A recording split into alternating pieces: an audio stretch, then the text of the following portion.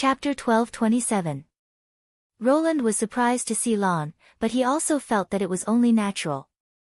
"Who are you?" "A trapped person looking for help," Lon said as she looked around. Lon looked around. "I know you have a lot to ask me. We can sit down and talk. Let's choose this seat by the window. You don't need to go to room 302. He watched as the man chose a seat close to the street and sat down. "We agreed on a place to avoid being noticed. Since there's no one else here, we can sit anywhere," Lon said casually. "By the way, since we're in a cafe, can you get me an iced dessert?" I thought that the secret discussion would be about a shocking secret that would make one's nerves tense, and that the slightest leak would bring about a great disaster. The value of a secret depends on the person who hears it.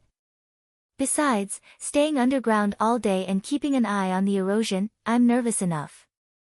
It's not easy to come out, so I want to relax," Lon said slowly. "A cup of iced dessert, thank you." Roland stared at her for a while and said grumpily, "I only have instant ones." "That's okay. Damn it. She's in my territory, but she seems to be the host." Roland thought. He poured the coffee and milk from the fridge into a cup, added 2 ice cubes, and brought it to Lon. His eyes never left Lon during the whole process. "Don't worry, I won't disappear." Lon shrugged. "That's hard to say," Roland said without blinking. "I've asked Garcia to contact you, and I've been to the Prism City twice, but at that time, you seem to have disappeared. Since you left a note, why didn't you talk to me directly?" This time, Lon was silent for a long time and then sighed. "Because it wasn't the right time, child. It wasn't the right time." Roland paused and said, "You mean, it's more believable for me to find out that the bloody moon is actually the erosion than for you to tell me? Your reaction is very fast, which makes me look forward to you a little more." "Looking forward to helping you?" Roland could not help but snort. "You don't look like someone who needs help at all. Then what kind of performance do you think will make you believe me? Impatiently begging? Hug your thighs and cry? Or promise a bunch of generous rewards?" Lon shook her head. "No, even if I did that, you wouldn't believe me easily. That would only make things worse. If you don't do it, how will you know the result?" Roland wanted to reply half-jokingly, but he swallowed the words that were about to come out of his mouth. She was not a peer like Garcia. She was the chief disciple of the Martialist Association, Garcia's master, and Roland's senior. If she counted the sigil of recording she saw in the Reflection Church, then she was probably 700 or 800 years old. Looking at this character who seemed to have walked out of history, he found that he could not help but restrain himself. "All right." Roland sat down opposite Lon and tried to sort out all the questions in his head. "Were you a member of the Union?" he asked. "I have nothing to do with your world." Lon replied, "I was born here, so I will sleep here, even though it will be an extremely long process. But I've seen your portrait in the Reflection Church." "It's not strange to have similar appearances," she interrupted. "Not to mention that it's recorded in history, so it doesn't have much value as a reference." "That's too much of a coincidence." Roland frowned. "If you look at the timeline long enough, you'll find that any coincidence is nothing more than that. Instead of worrying about the past, it's better to focus on the present. Lon might not know anything, or she might be deliberately hiding it." However, Roland knew that without Nightingale's help, he would not be able to tell the truth from a few sentences. Since Lon had answered in this way, there was no point in dwelling on it. It was better to ask other questions. "So, what is magic power?" Lon raised the corner of her mouth. "You should have guessed it, it's nothing. All existing systems can't explain it because it doesn't belong to this world, just like low-dimensional creatures can't understand high-dimensional structures. The only thing we know is that we can use it, so you can also use a common term to describe it, the power obtained by chance. Sure enough, it's the same as the force of nature." Roland thought to himself, "No, that's not right. It's not that magic power is the same as the force of nature, but that they're the same thing. The dream world had become what it was in order to explain what magic power was from another perspective. So the explanation you gave at the freshman welcoming party in the Prism City, and the speculation in the book Raison d'être, are they all true? One was the origin and nature of the erosion, and the other was the inference about the battle of divine will. These were the two questions he wanted to find out the most. Not exactly, but you can think of it that way, Lon answered in a surprisingly straightforward manner. I want to know the exact way. That's beyond your ability to understand, and you can't express it in your language system. Lon took a sip of coffee. Besides, all my actions are monitored by God. Once I reveal any information that might endanger God, both worlds will be destroyed. Therefore, please remember one thing. Only what you personally comprehend is the true answer. Roland could not help but twitch the corner of his mouth. Isn't this equivalent to saying that even if I lie, it's for your own good? It has the ability to destroy the world. That's why I used God to refer to it. After all, it's the most likely image in your mind to have this ability. What's God's purpose? To continue the battle of divine will. Then what's your relationship with God? This time, Lon did not answer immediately. Instead, she hesitated and said, I'm the one who betrayed God. Betrayed? Yes, this kind of reincarnation will never end. I don't want to be trapped in this place forever. Also, reincarnation means loss. One day, God will also collapse. When that time comes, no matter which world it is, it will become dead silent. Roland looked at her for a while. So your purpose is? I need your help, child. Lon did not avoid his eyes. I need you to stop the battle of divine will and stop it completely. You mean, win the war? No, that's just starting a new reincarnation. Lon shook her head. If you want to stop all this, you must replace God. Roland could not help but be stunned. This answer was really sensational. He took a breath and said, Sorry, please forgive me for refusing. Why? Lon was puzzled. Her expression also changed a little from before. I can't verify what you've told me. Moreover, even you admitted that in order to avoid God's surveillance, you can only use ambiguous answers. Sometimes, it only takes one word to mislead. This means that I may have been deceived by you and am counting money for you. After all, you said you betrayed God. Isn't it easier to betray me? Roland spread out his hands. I'm not good at pulling chestnuts out of the fire. So, you'd better find someone else to replace God. If you can do this, stop. Roland stretched out his hand. Didn't you say you wouldn't promise a lot of rewards? You just said that this would only make things worse. This time, Lon stared at him for a full 10 minutes. No. I changed my mind. That's not very useful. Roland got up and poured himself a cup of coffee. Empty rewards are like hanging a carrot in front of a donkey. It looks good, but it's meaningless if you can't eat it. You should at least hear me out. I said, you can let ashes return to the world. Bang, bang. Chapter 12:28. How do you know this name? Lon said calmly. Although I was born here, it doesn't mean I know nothing about your world. Have you ever heard of the realm of mind, or the origin of magic? Roland immediately remembered what Cabradabi had told him.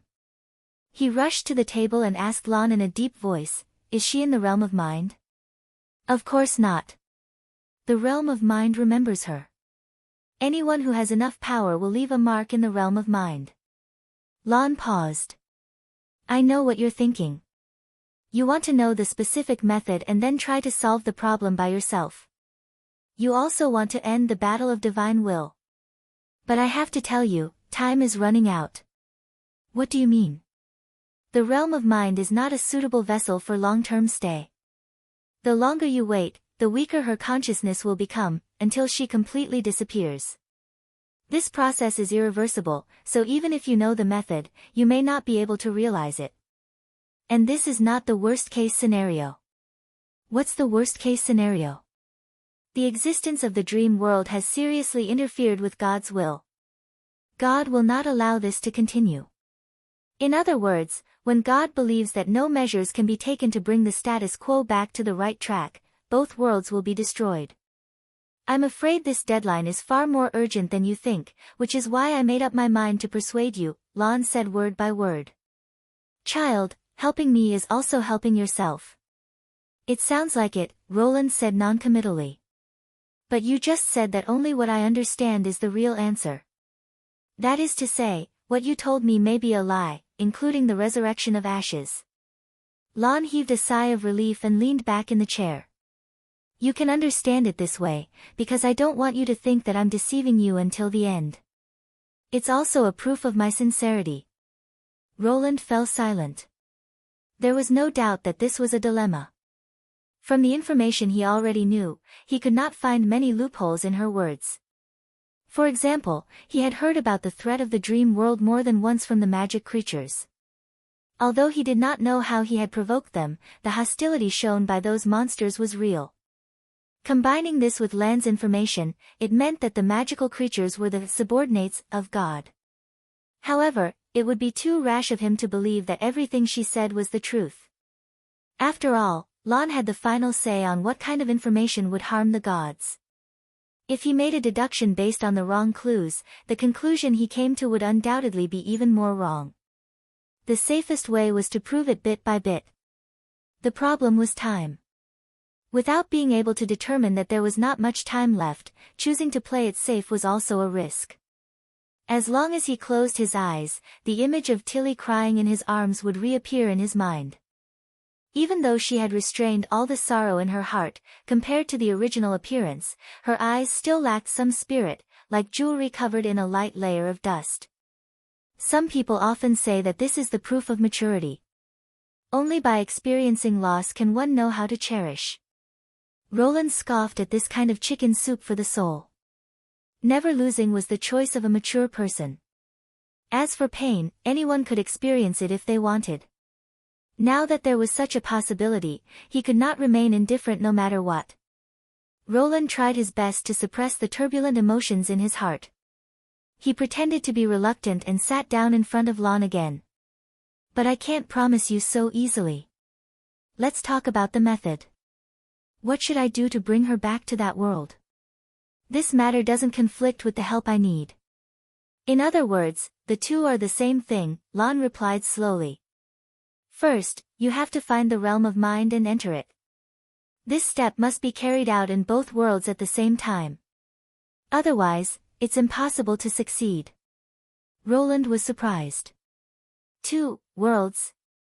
Wait, you mean, the origin of magic really exists?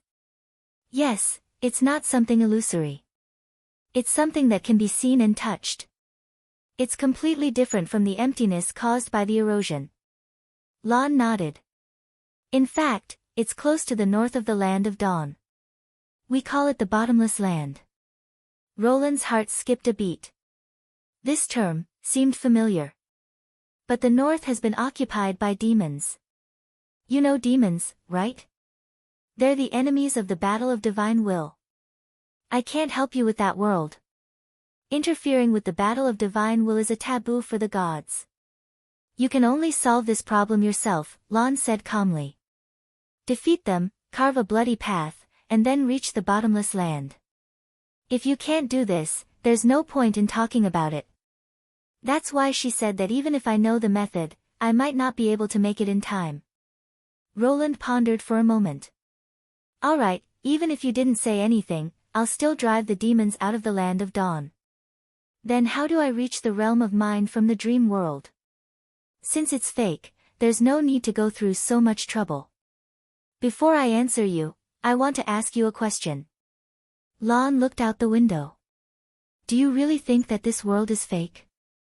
Roland was startled and involuntarily followed her line of sight. The rush hour for school and work had passed, and there were fewer people on the street. The stall owners finally had time to rest.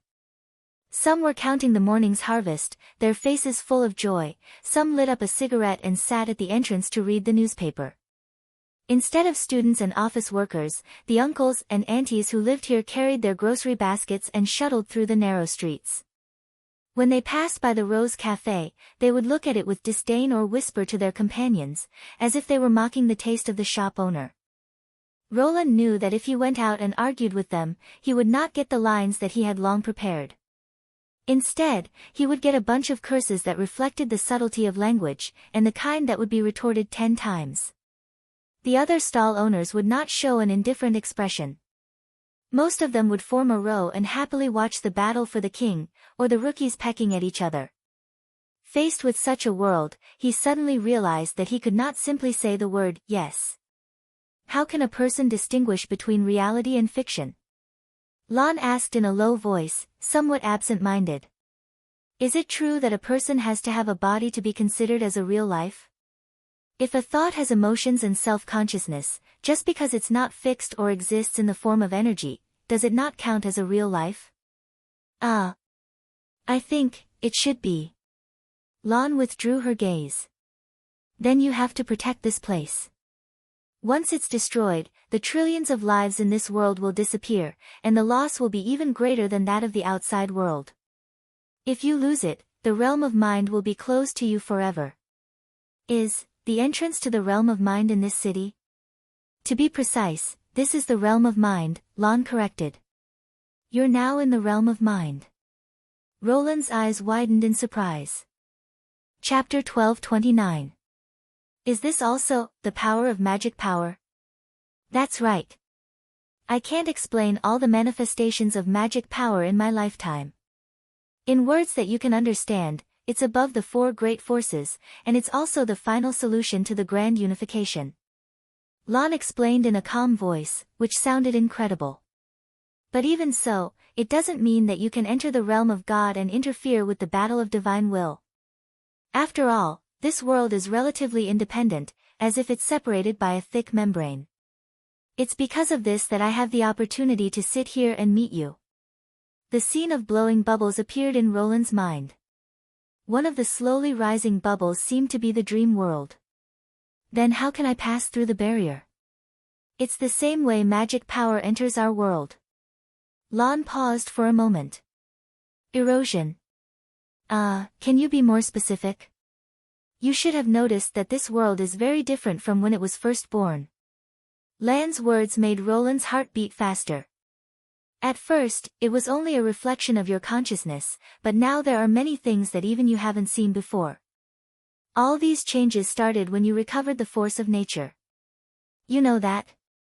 Roland was slightly surprised. Because I've been wandering in the realm of mind since I was born, so I'm very sensitive to these changes. Listen up, child.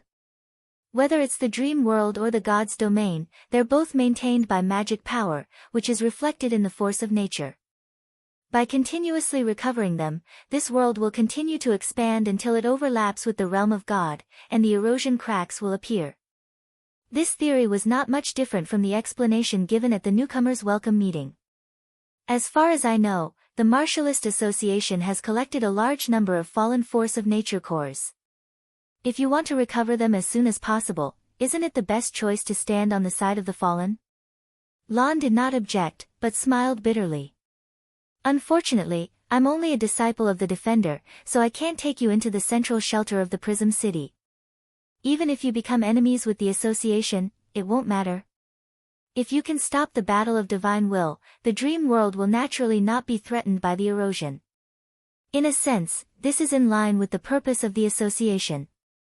It's just that child might feel extremely sad. After all, she's filled with expectations for you. At this point, a rare expression appeared on Hayes's face, as if there was helplessness mixed with some loneliness. Did she mean Garcia? Roland could not help but feel a little surprised. Since the other party was a person who served the gods, his existence could probably be counted in millions of years. Such a person should have already seen through everything, so why would he have such strong feelings for an ordinary disciple? Was it because he was used to acting, or was he unknowingly influenced by this identity? I didn't say I had to do that. Roland wanted to use the coffee to ease the tense atmosphere, but then he remembered that the cup had been smashed into pieces. He could only retract his outstretched hand. Besides, you said that the realm of mind has to be in both worlds at the same time to be effective, right? Perhaps by that time, they would have already collected enough cores. The only problem was, how could I tell that the dream world had already overlapped with the divine domain? The erosion in the Prism City can't be the entrance, right? Of course, the empty space caused by the erosion is the void zone of the realm of mind. It has a completely different rule from here, so it can't be used as a passage. Lon nodded. As for the degree to which the world of God can be eroded, you'll feel it when the time comes. However, this will also activate the countdown to the destruction of all things. You have to open the passage to the bottomless land before that happens. And then? Hayes shook her head. It seemed that the following content would be deemed as information that could endanger the gods and trigger a ban, Roland thought to himself. However, he could not rule out the possibility that the other party was deliberately hiding it. Anyway, at this point, he had a general understanding of what he had to do. In fact, be it chasing the demons out of the land of dawn or robbing the fallen evils to subsidize the ancient witch's expenses, they were already part of his original plan. It did not matter much whether he had this information or not. If he had to describe it, it would probably be changing the priority of the battle of divine will to the point that he had to grasp both sides. The part that he could not be sure of was what he would encounter in the bottomless land. This was also the part that the other party had not mentioned. If there was a trap, it was most likely to be the step of replacing the gods.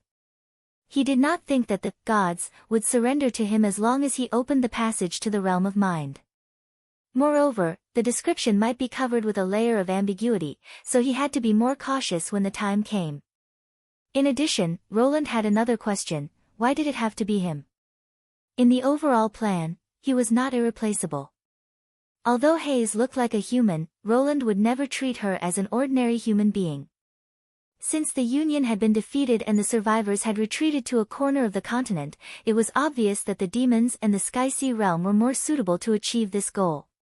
According to Hayes, the bottomless land was close to the north of the land of dawn and was now occupied by the demons.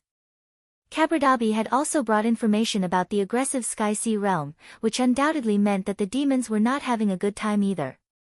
It was still a problem whether they could defend their current territory.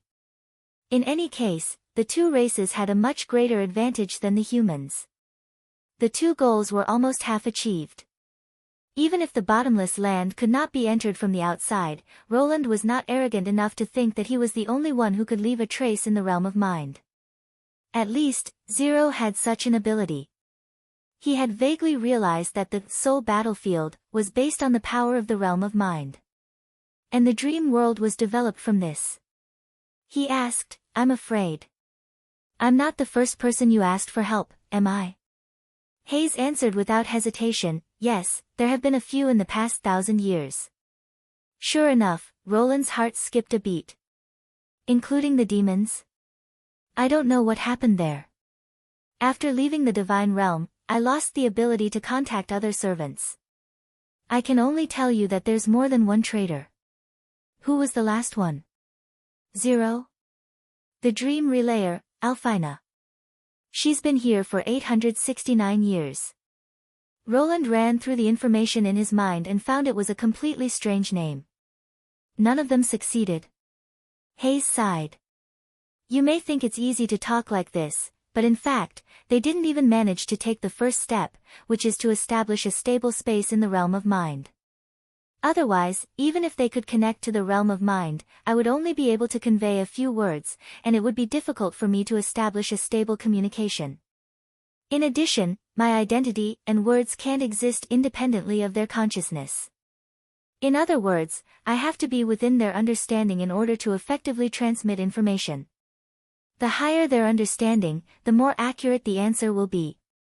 This is an ironclad rule that cannot be breached, whether it is for you or for the demons. Just like how a summer insect can't talk about ice. Exactly. In fact, you're the first person to meet these conditions. Although I don't quite understand why you have so much more information than this era, it's a blessing for me. Then. Roland hesitated and decided to ask, what if I fail? Chapter 12:30. What will the world look like after liberation? Roland asked tentatively. What benefits will you get? Will you break away from the realm of mind and become a physical being? To be honest, I don't know, Lon said with a smile. But it's better than being trapped here forever. At least, the future is full of possibilities. Roland stared at her for a while. She looked very natural, as if she had made a very normal choice. It seemed that it was impossible to find Lan's flaws through conversation. He thought to himself, unless I can bring Nightingale into the dream world. Roland's subsequent inquiries yielded little information. Whenever Lon mentioned God, she would remain silent. She could not help the battle of divine will either. Furthermore, due to the restrictions of the dream world, she could only act as a martial artist here. Secretly sending messages was already the limit. According to Lon, different areas of the realm of mind had different rules, which even God could not change. It was precisely because of this that she was able to catch her breath and secretly search for a savior who could stop the battle of divine will. But before everything was over, she would not be truly free. The shackles that bound her still existed and could turn her efforts into nothingness at any time. When he walked Lon to the door, Roland asked one last question. By the way, you said you didn't expect me to open a cafe. Is there really a place called Rose Cafe in this city? Yes, Lon said with a smile. It's in the Prism City. But I asked Garcia about it. The cafe is located in the middle of the city. Only the senior members of the Martialist Association can enter it.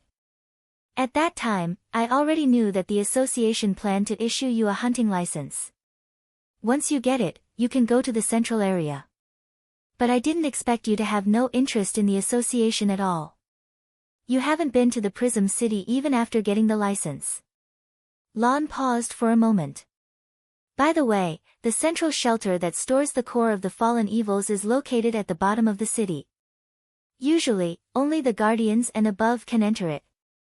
So that's how it is. Roland finally understood why he couldn't find the rendezvous point. It turned out that the Rose Cafe was a welfare facility for internal personnel, and only the higher-ups could use it. And the next meeting in what cafe, if necessary? After all, there are 2 roses now. The old place is better. She looked at the towering tube-shaped building and said softly, Garcia lives in this building, right? It's not a bad idea to come here once in a while. I might like it here. Perhaps. He didn't even know if he liked it or not. Roland raised his eyebrows and did not reply. After saying goodbye, Lan's figure gradually disappeared into the alley. Roland leaned against the door of the shop, digesting the huge amount of information he had obtained from this conversation. Both the dream world and the real world seemed to have become unprecedentedly clear. Magic power, divine will, realm of mind, land of dawn, bottomless abyss. These terms were no longer simple concepts. Through the new information he obtained, they became a whole. While he was deep in thought, he suddenly felt a strange tremor pass through his body. Roland suddenly raised his head and found that there was a distorted ripple in front of him, as if a boundless transparent wall was sweeping across the entire street, and after passing him, it rapidly expanded into the distance. What's going on? He looked at the other people in the community in surprise, but those uncles and aunties did not seem to notice anything different. They were still talking and laughing as they went about their own business. If he had not had a similar experience, he would have thought that he was hallucinating. I can't be wrong. Roland clenched his fists. This was a change that only he could feel, and the fluctuation was similar to the reaction he had when he retrieved the magic creature's core. Although the former made him feel comfortable and warm, the latter made him feel a faint sense of uneasiness. Could it be that something had impacted the dream world, resulting in such a phenomenon? Unfortunately, Lon had already left, and he did not go to the Prism City to get the association's dedicated mobile phone. Otherwise, he might be able to ask her something. Roland suppressed his distracting thoughts, locked the door of the cafe, and returned to the tube-shaped apartment. He had planned to disconnect from the dream world and return to reality, but when he pushed open the door of room 0825, he saw Zero's sneakers at the entrance. He was surprised. He had talked with Lon for more than an hour, and it was already past school hours. Why was Zero still here? Looking at the living room, Roland was surprised to see the little girl lying on the ground motionlessly, with 2 broken cups beside her. No way, he quickly walked up to her, squatted down, and held her wrist. Her pulse was still beating. He looked at her face. Zero's eyes were closed, her eyebrows were slightly knitted, and her cheeks were flushed as if she was suffering from some kind of pain. Roland tried to touch her forehead and felt a burning sensation in his palm. Is she having a fever? Judging from the way she fell, she probably lost her balance while cleaning the coffee table. Damn it, she was fine this morning. Nevertheless, Roland felt much more at ease. It was better to be sick than to be attacked by fallen evils. When he saw the little girl fall, he almost thought that God had sent his men to seek revenge. Without hesitation, Roland picked her up, ran down the building, and got into the van. The bumpy ride brought Zero back to consciousness a little. She opened her eyes and murmured, "I broke the cup on the table, I saw it. Sorry. I'll pay for it.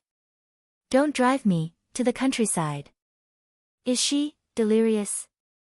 Roland put her in the passenger seat and fastened the seatbelt for her. Shut up. Don't say anything.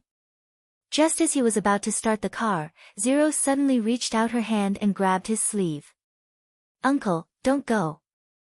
This was the first time the little girl, who had always been angry at him, saw this.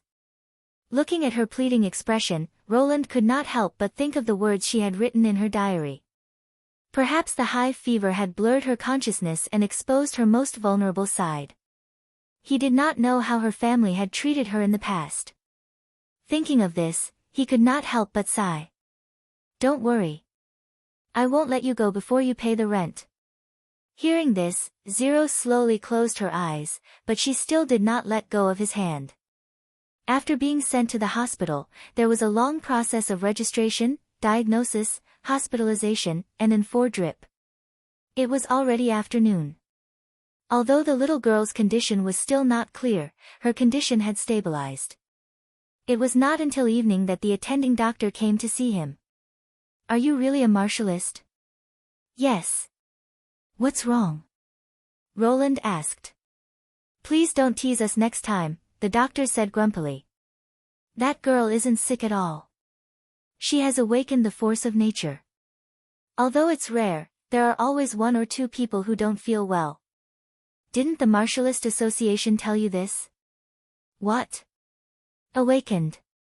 Really, if it wasn't for the fact that a martialist in the hospital happened to notice this situation, I would have thought it was some rare disease. The doctor's tone was full of impatience.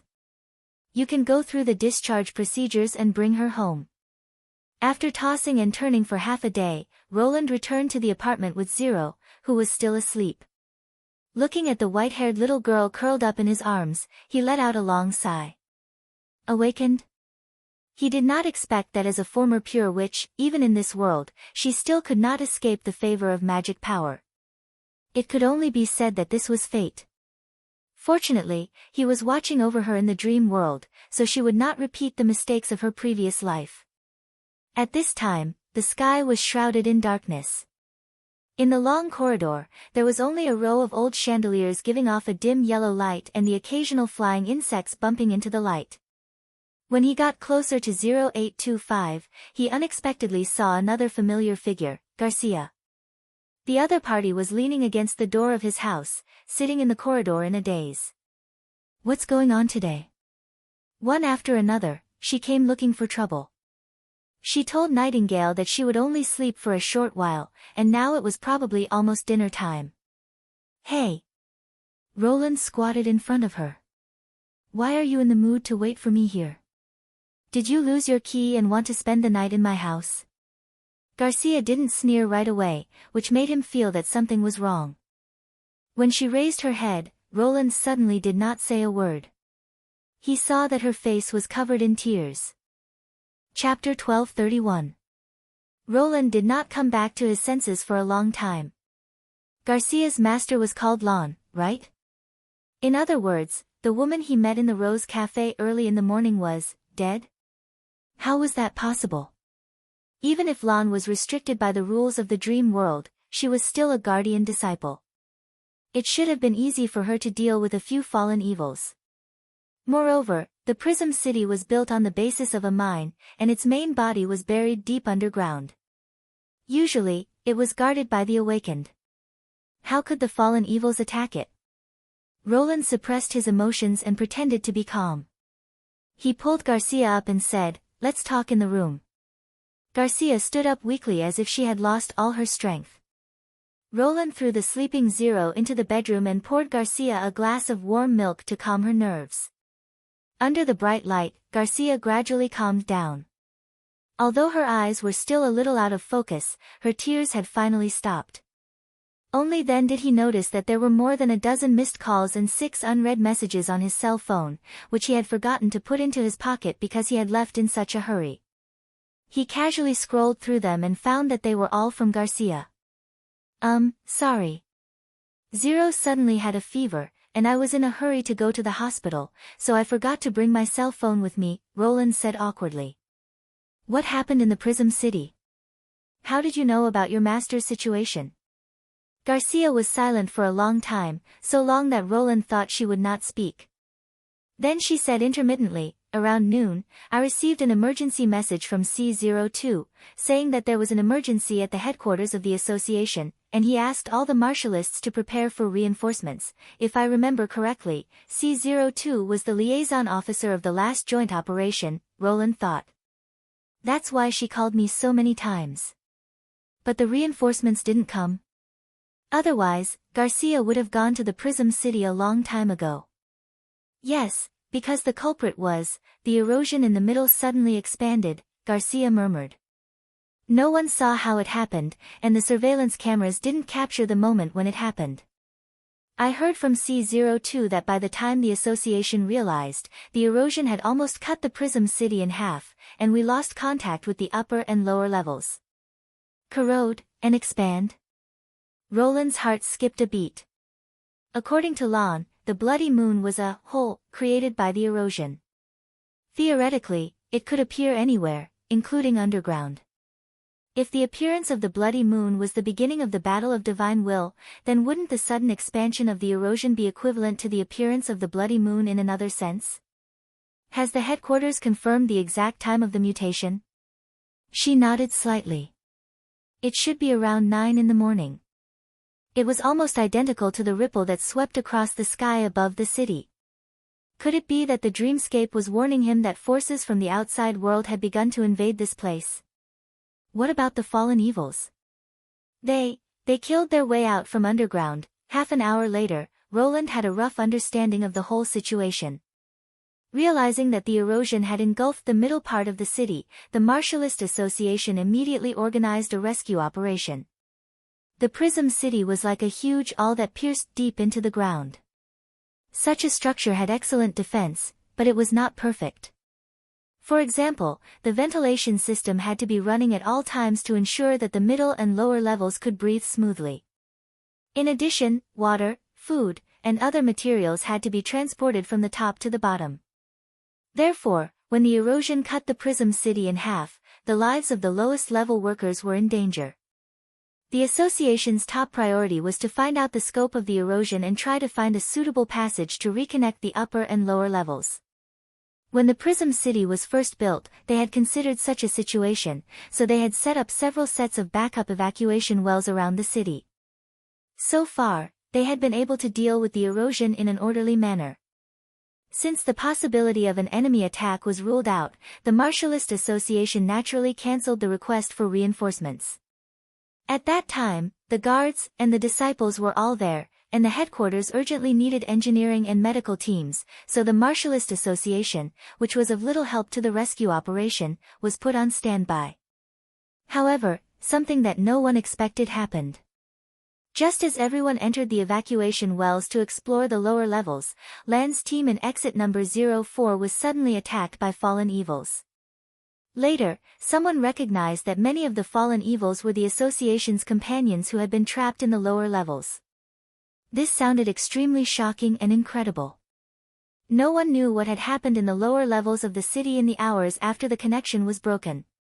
However, what appeared in front of them was a group of monsters who had fused with the fallen core. There were both ordinary workers and martialists among them. Those who could enter the lower levels of the Prism City were undoubtedly the most reliable core members of the association. What made them betray the association in less than half a day was still unknown. However, there was no doubt that the moment they fused with the fallen core, they were no longer human beings. Even Roland was surprised for a long time when he heard this, not to mention the shock of the rescue team at that time. As a result, Lan's team was caught unprepared. Lan's team did not have the upper hand in terms of both strength and quantity. Thanks to her outstanding performance, they did not end up being wiped out. However, as the team leader, Lan did not return to the surface safely. When she was closing an isolation door, she was attacked by several fallen evils. Garcia could not help sobbing again. Roland poured her another glass of milk. After a moment of hesitation, he asked the question that concerned him the most. Although it sounded a little inappropriate, he had to find out the truth. This information should have been relayed to the headquarters by the survivors, right? Roland took a deep breath. Did anyone really witness your master's death? Normally, Garcia would have been beaten by this question, but at this moment, she was so confused that she did not realize Roland's intention at all. My master, she blocked the closing door with her body. Then she was torn to pieces by the fallen evils. Many people in the team saw this scene. She leaned on the tea table and cried in a low voice. Woo! My condolences. Roland could not help but sigh. He did not know what would happen to the people in the dream world after they died. Would they return to the realm of mind or disappear completely? But if God really controlled most of the realm of mind, either outcome would not be a good one. Without the protection of the dream world, it was obvious what would happen to a traitor. Roland could not blame Roland for associating this matter with God. This change seemed to be a trap set up for Lan. Similarly, Lan was not the only target of God. The dream world was the thing that God wanted to destroy the most. Then you have to protect this place. If you lose it, the realm of mind will be closed forever. Roland could not help but think of Lan's warning. It seemed that he would also have to fight a battle of divine will in the dream world. His opponent was neither the demons nor the Sky Sea realm. He would face God directly. Hold on. A noisy voice rang in his ears. It seemed to be very far away, but also seemed to be right in front of him. What happened? He felt excruciating pain all over his body, and his legs felt like they were broken. This was the first time he had encountered such a serious injury. Even during the promotion ceremony, he had not been in such a sorry state. For a moment, he even thought of the word, death. Ah, that's right, he was about to die. The vitality in his body was slowly fading, replaced by a bone-piercing chill. His consciousness was like a ball of sand, and it was difficult to concentrate and think. Hold on, the voice came closer. Is someone there? Strange, this language, I seem to have heard it somewhere before, there's still one alive here. Someone help me move this damned stone away. She looks seriously injured, hurry up. 1, 2, 3. In an instant, he felt the weight on his body lighten, and then he was lifted onto a soft bed that could be moved. Hold on, you'll be fine, someone said above his head. The association has prepared the best doctors and equipment, as long as you can hold on until you reach the hospital. Hospital?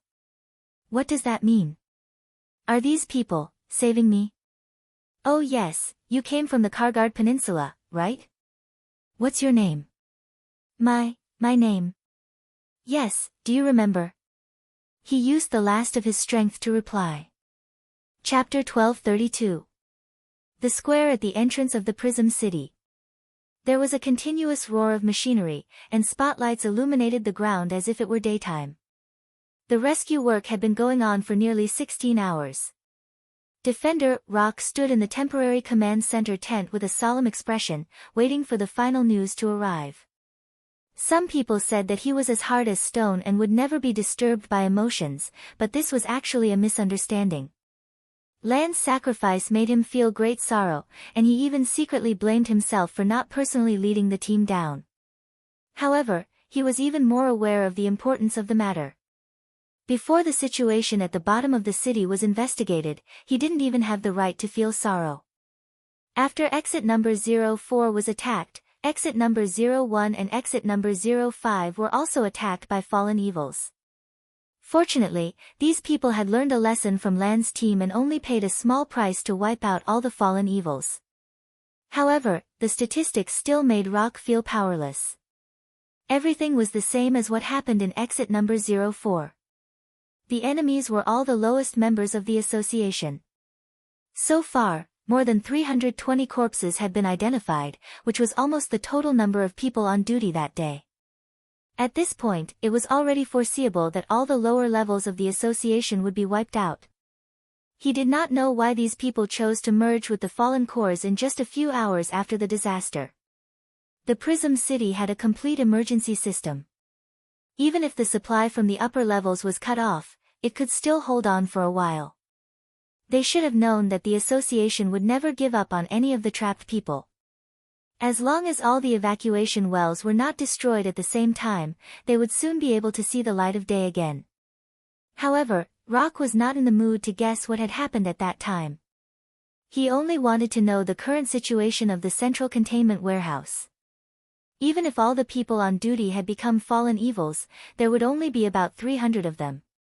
However, there were more than 3,000 cores in the warehouse, which was several times more important than his life.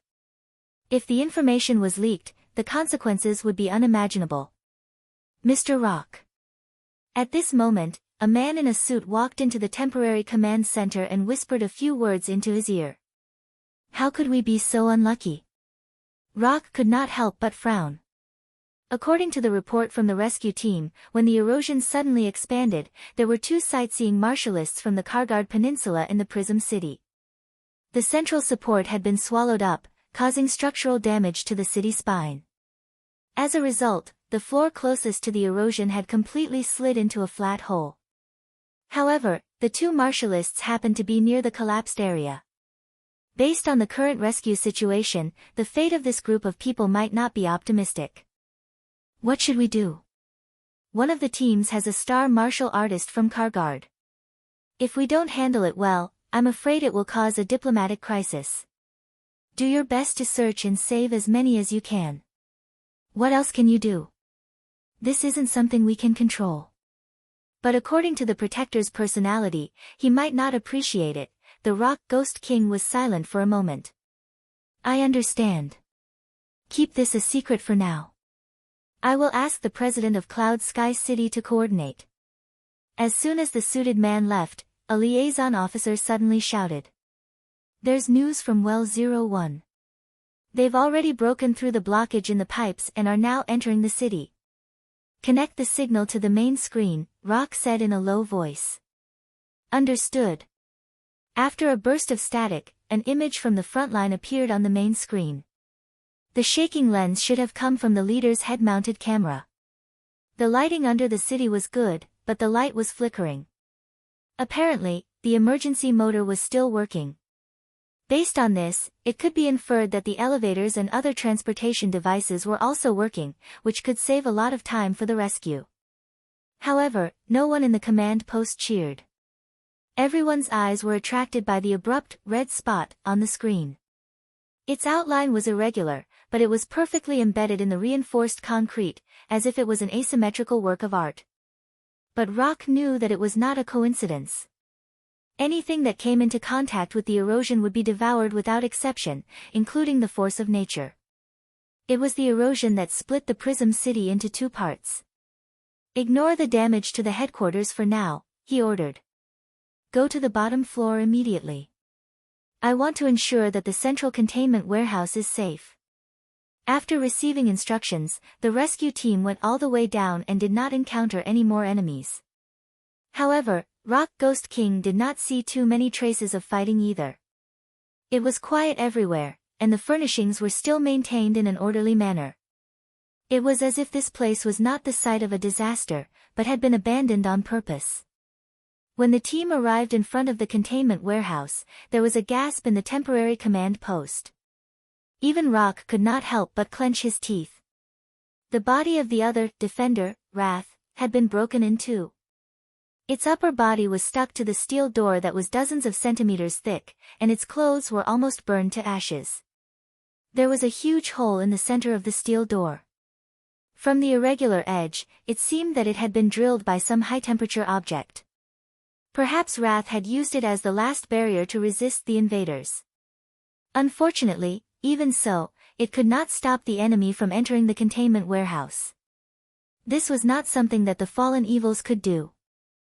After the team spent some effort to open the door, they found that the area where the fallen core was stored was empty. The command post fell into a dead silence. Everyone stared at the big screen, their eyes lifeless. Sure enough. Rock clenched his fists. He knew that those people at the bottom would not accept the fallen core for no reason. Show me the video, I want to see what kind of monsters these invaders are. His thunderous voice exploded in the tent and woke everyone up. The timely switch of the emergency power supply did not affect the entire monitoring system too much. Except for a few damaged probes, most of the data was intact. The technicians who entered the well later quickly connected the backup storage hardware, and the video data were continuously transmitted to the ground through a temporary optical cable. The higher-ups in the command post also saw a very shocking scene. When the erosion expanded, several balls of viscous blood dripped from the red hole and smashed on the floor below. The liquid-like things twisted for a moment and turned into human shapes. One of them seemed to have the ability to melt everything.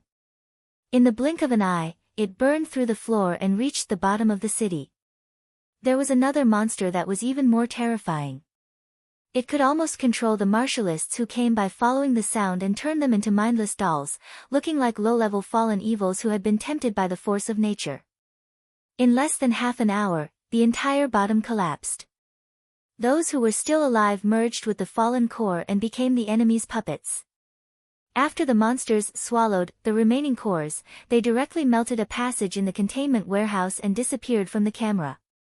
It was the first time that Rock had seen such a way of using power, let alone enemies born from the erosion. He could not help but think of the survivors' report from the last joint annihilation operation organized by the association and the monsters that appeared in the artificial erosion. It seemed that, the concept that the erosion could devour everything needed to be changed. At the same time, perhaps the concept that the erosion did not distinguish between good and evil should also be changed. Based on the current situation, these monsters that came from within the erosion and were obviously not fallen evils were full of undisguised hostility towards human beings. However, Rock also knew that no matter how difficult the enemy was to deal with, as long as the martialists worked together, they would eventually find a way to fight it. The most important thing at the moment was to inspire people. If the enemy was too powerful and made people fearful, everything would be over. Everyone, as you can see, this is not a simple accident, but an invasion launched by the erosion. He stood up and said loudly to everyone, "This may sound unreasonable, but the truth is right in front of us. Let me make it clear, this is a war.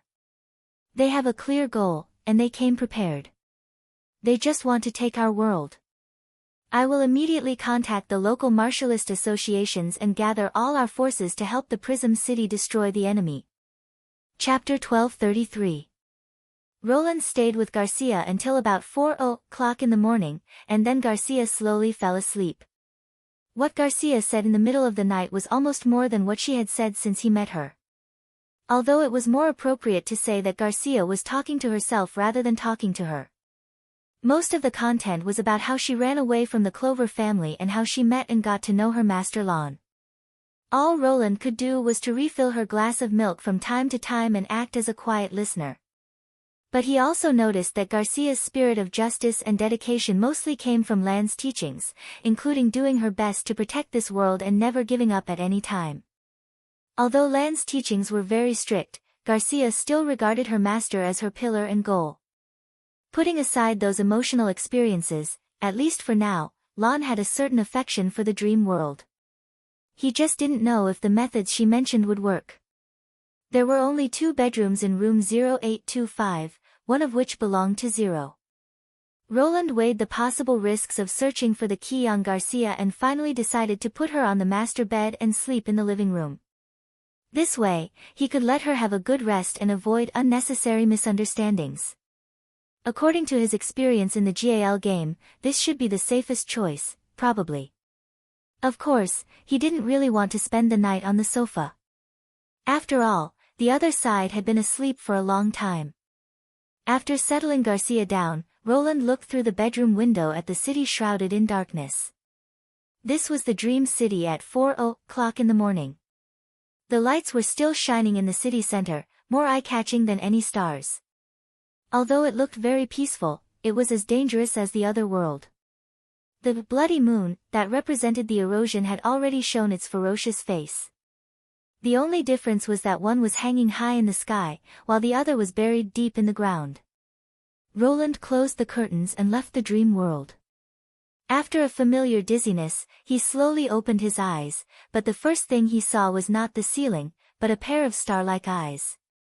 After the 2 pairs of eyes stared at each other for a moment, Roland heard a short and urgent cry, and then the figure above him quickly disappeared without a trace, as if it was just an illusion. Ahem, I just wanted to see if you had woken up. After all, you have been asleep for so long. I was a little worried. Nightingale appeared at the desk. Besides, why did you wake up so suddenly? You scared me. Roland was speechless for a moment. What did he mean by waking up too suddenly? Could it be that he could give a hint before waking up? Anyway, it's good that you're fine. I'm going back to my room to sleep. She deliberately yawned. By the way, Anna came to see you at 10:00, but she went back when she saw that you weren't awake yet. She also asked me to tell you not to tire yourself out. Wait, what time is it now? Not long after 12. Nightingale walked to the door of the office. So, good night. Watching the door close, Roland felt a strong sense of tiredness hit him. Although entering the dream world looked like sleeping, the speed of energy consumption did not slow down. In addition, the time flow in the 2 worlds was different. In other words, he had almost not rested for almost 2 days. He stretched and got up from the recliner. When he was about to catch up on sleep, he suddenly caught a trace of strangeness from the corner of his eye. Roland looked at the ceiling of the floor-to-ceiling window and almost screamed out of fear. He saw 2 pale faces hanging down from the window, clinging tightly to the glass, and even a little deformed because they were too close. 4 dark eye sockets stared into the room, not to mention how many people there were. If he did not feel that the eyes were a little familiar, he was afraid that he would have chosen to run away at the first moment. Wait, familiar? Roland suppressed his pounding heart, squinted and looked carefully for a moment, only to find that it was actually Lightning and Maggie. Why did they suddenly appear here? Moreover, in the middle of the night. The 2 people outside the window seemed to have also realized that their whereabouts had been exposed, and slowly floated down from the roof. When did you arrive in Neverwinter? After letting the 2 little guys in, he asked with a straight face, why didn't you report to me immediately? When they approached Roland, he noticed that both Lightning and Maggie's hair and clothes were dirty, as if they had not washed for more than half a year, which showed that this investigation was not easy. Your Majesty, about an hour ago, before Maggie could finish her sentence, Lightning covered her mouth. No, we just arrived not long ago, and we didn't see anything. Then he glared at Maggie, am I right? Maggie nodded hurriedly. I remembered wrongly. Roland could not help but twitch the corner of his mouth. Even Nana could not be fooled by such a poor performance. But it did not matter even if she said that they came back early. Anyway, he did not mind being watched while he slept. You were on the road all night. Why didn't you use animal messengers? Is it, he suddenly had a bad premonition. Yes, Your Majesty, Lightning said seriously. Just half a month ago, we found traces of senior demons on the ridge of the continent. Roland's drowsiness was instantly swept away. And then? Did you see any outposts or anything like that? Not yet. Lightning shook her head and took out a crumpled map from her bosom. She spread it on the desk and said, the terrain there is not suitable for us to go further. We had to turn back to the snow ridge and meet with the Tequila Witches. It took them a lot of time to set up the magic core, but they finally confirmed one thing. She pointed to a landform in the center of the map that looked like a gap. There is indeed a God's Stone of Retaliation mine here, and its scale should be similar to that of the holy city of Tequila. Since there were senior demons and a God's Stone of Retaliation mine, the conclusion was self-evident. Roland could not help but frown. The Pearl of the Northern region had guessed correctly. The enemy had prepared for both sides from the beginning.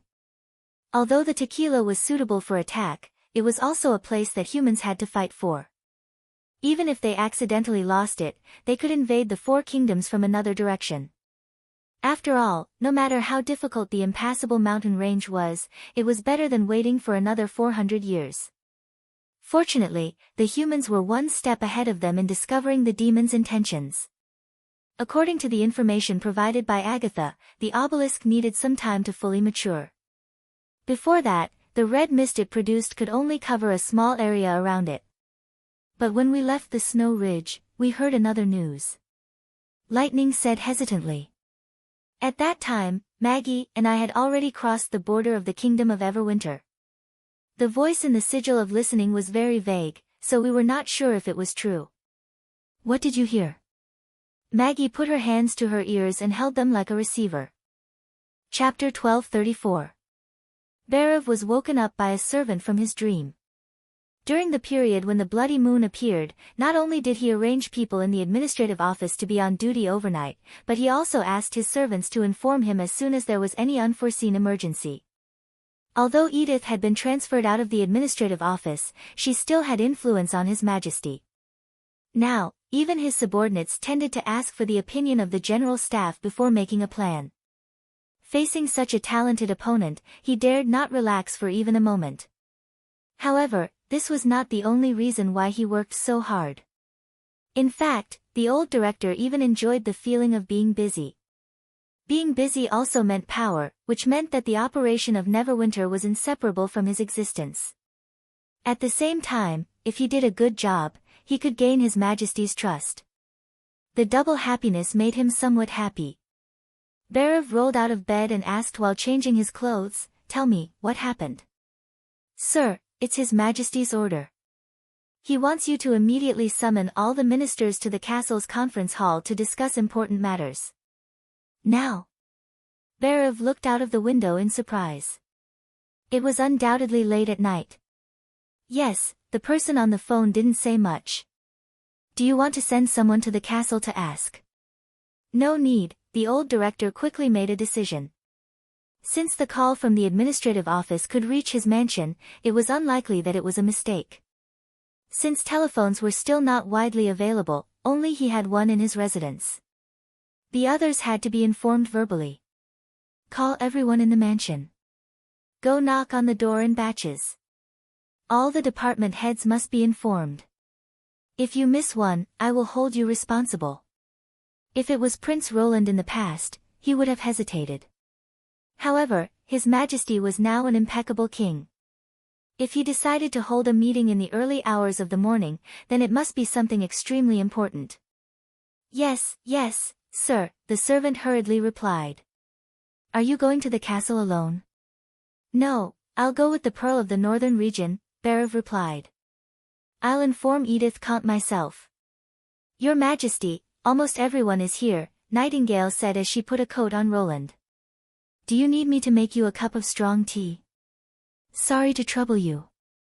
He nodded. "I've only slept for a short while, and now I'm calling you over." "That's nothing," Nightingale said with a smile. Besides, I'm in good spirits. The previous yawns were all faked. You're pretending. No, no. She suddenly remembered something and quickly changed her words. I mean, although I yawned a few times, it was because my eyes were a little dry, not because I was sleepy. By the way, aren't you going to call Anna along? Let her have a good sleep. Roland shook his head. She doesn't need to worry about this kind of thing for the time being. Besides, she's exhausted. In order to quickly turn the magic cube engine into a reliable new generation of power source, Anna spent almost all of her time in the North Slope laboratory. Coupled with the imminent production of the biplane, the pressure was unimaginable. The same goes for you. Nightingale handed him a cup of strong tea. The time in the dream world wasn't a rest at all, was it? Don't worry. I'm quite talented when it comes to staying up late. Roland said with a smile. Irregular work and rest was a common thing in his era, and this level of tiredness was far from the limit. He just needed to make sure that he got enough sleep. Besides, if I don't tell them everything, I won't be able to sleep even if I lie in bed. He drank the slightly bitter tea in one gulp and let out a long sigh. Let's go. When Lightning recounted her investigation experience for the past month in detail, the conference hall was silent. Everyone no longer looked sleepy, but became incomparably dignified. Agatha looked at Roland with a bitter face. Your Majesty, it's not Tequila's fault, Roland comforted. Whether it's the increase in the number of senior demons or spider demons, it shows that the enemy is completely different from 400 years ago. Obviously, we humans are not the only ones who are improving. It was meaningless to blame Tequila for the wrong information. After all, Tequila did not have the ability to predict the future. In a sense, their knowledge of the demons and ghosts in the Third Battle of Divine Will was not much different from that of Neverwinter. Although the exploration group can't confirm that the red mist has appeared, for the time being, if it really crossed the peak of desperation, I think there will be new news from the frontline in less than a week. The problem now is, if the enemy really has the ability to activate the obelisk immediately, how should we deal with it? Before we discuss the answer, I want to confirm to what extent a fully matured obelisk can expand the red mist. Agatha hesitated for a moment before saying, ever since we found the mutant demons at the bottom of the mineral vein, the Union realized that the essence of the obelisk is probably a kind of giant magic stone. If the small magic stone embedded in the demon's body is transformed from the chaos beast, then the obelisk can be regarded as a part of the ore pillar. Although it has the ability to grow, the limit of its maturity is still related to the size of the mineral vein. However, Roland saw her hesitation and said, it doesn't matter. It's better to have some clues than no clues at all. Besides, there is no fixed situation in the war. If the result is different from the reality, we can adjust it when the time comes. You're right. The ice witch nodded and looked more natural. According to the accumulated experience of the Union and the location of the mineral vein investigated by Lightning, if a god's stone mineral vein as large as Tequila is transformed into an obelisk, the red mist can almost spread to here. She condensed an ice crystal on her fingertip and pointed to a corner of the big map on the table. This is the line of Archduke Island? Edith asked thoughtfully. That's right. If we move the location of the Great Rift Valley to Tequila, this border is almost equivalent to the impassable mountain range. Agatha explained, of course, this is not something that can be achieved in an instant. It takes time for the red mist to spread. It only takes a few days to cover an area of about 100 kilometers, but the further it goes, the slower it gets. It will take several months to cover the 100 kilometers before it reaches the limit. Now it seemed that it was a good thing that they had conquered the Tequila ruins in advance, Roland could not help thinking. Not to mention the fact that the impassable mountain range would be rendered useless by the red mist, and the Four Kingdoms would not be able to defend themselves. Even if the First Army had only laid the railway 10 kilometers into the ruins now, the offensive of the First Army would have been greatly hindered by the red mist. In particular, the red mist was a fatal threat to the witches. Fighting in such an environment was equivalent to blindfolding the eyes and ears of the army. Even if they had the advantage of shooting range, they would not be able to make full use of it. It seems that we have to race against time, Roland said as he looked at Edith. Does the General Staff have any plans for this? Of course, Your Majesty. The Pearl of the Northern Region could be regarded as the brightest person in the conference hall. After all, she was the first to guess the demon's intention. Although the enemy moved faster than we expected, from a strategic point of view, erecting the obelisk on the ridge of the continent was a helpless move. Although it's hidden enough, it's not suitable for attack, so we still have a chance to recover. First of all, everyone in the General Staff agreed that if the enemy really appeared from the direction of the Kingdom of Everwinter, our last line of defense should not be Greycastle, but here. She pointed at the map. Chapter 1235. The reason is simple. Edith did not wait for the others to ask and directly explained, the Cage Mountain is a horizontal branch of the impassable mountain range, and it's also the highest point on the border of the Kingdom of Dawn. This idea is similar to the original impassable defense line. With the advantage of the terrain, the First Army's artillery can have a wider attack range, and the enemy's mobility will be limited. After all, the number of flying devil beasts is far less than the lowest mad demons.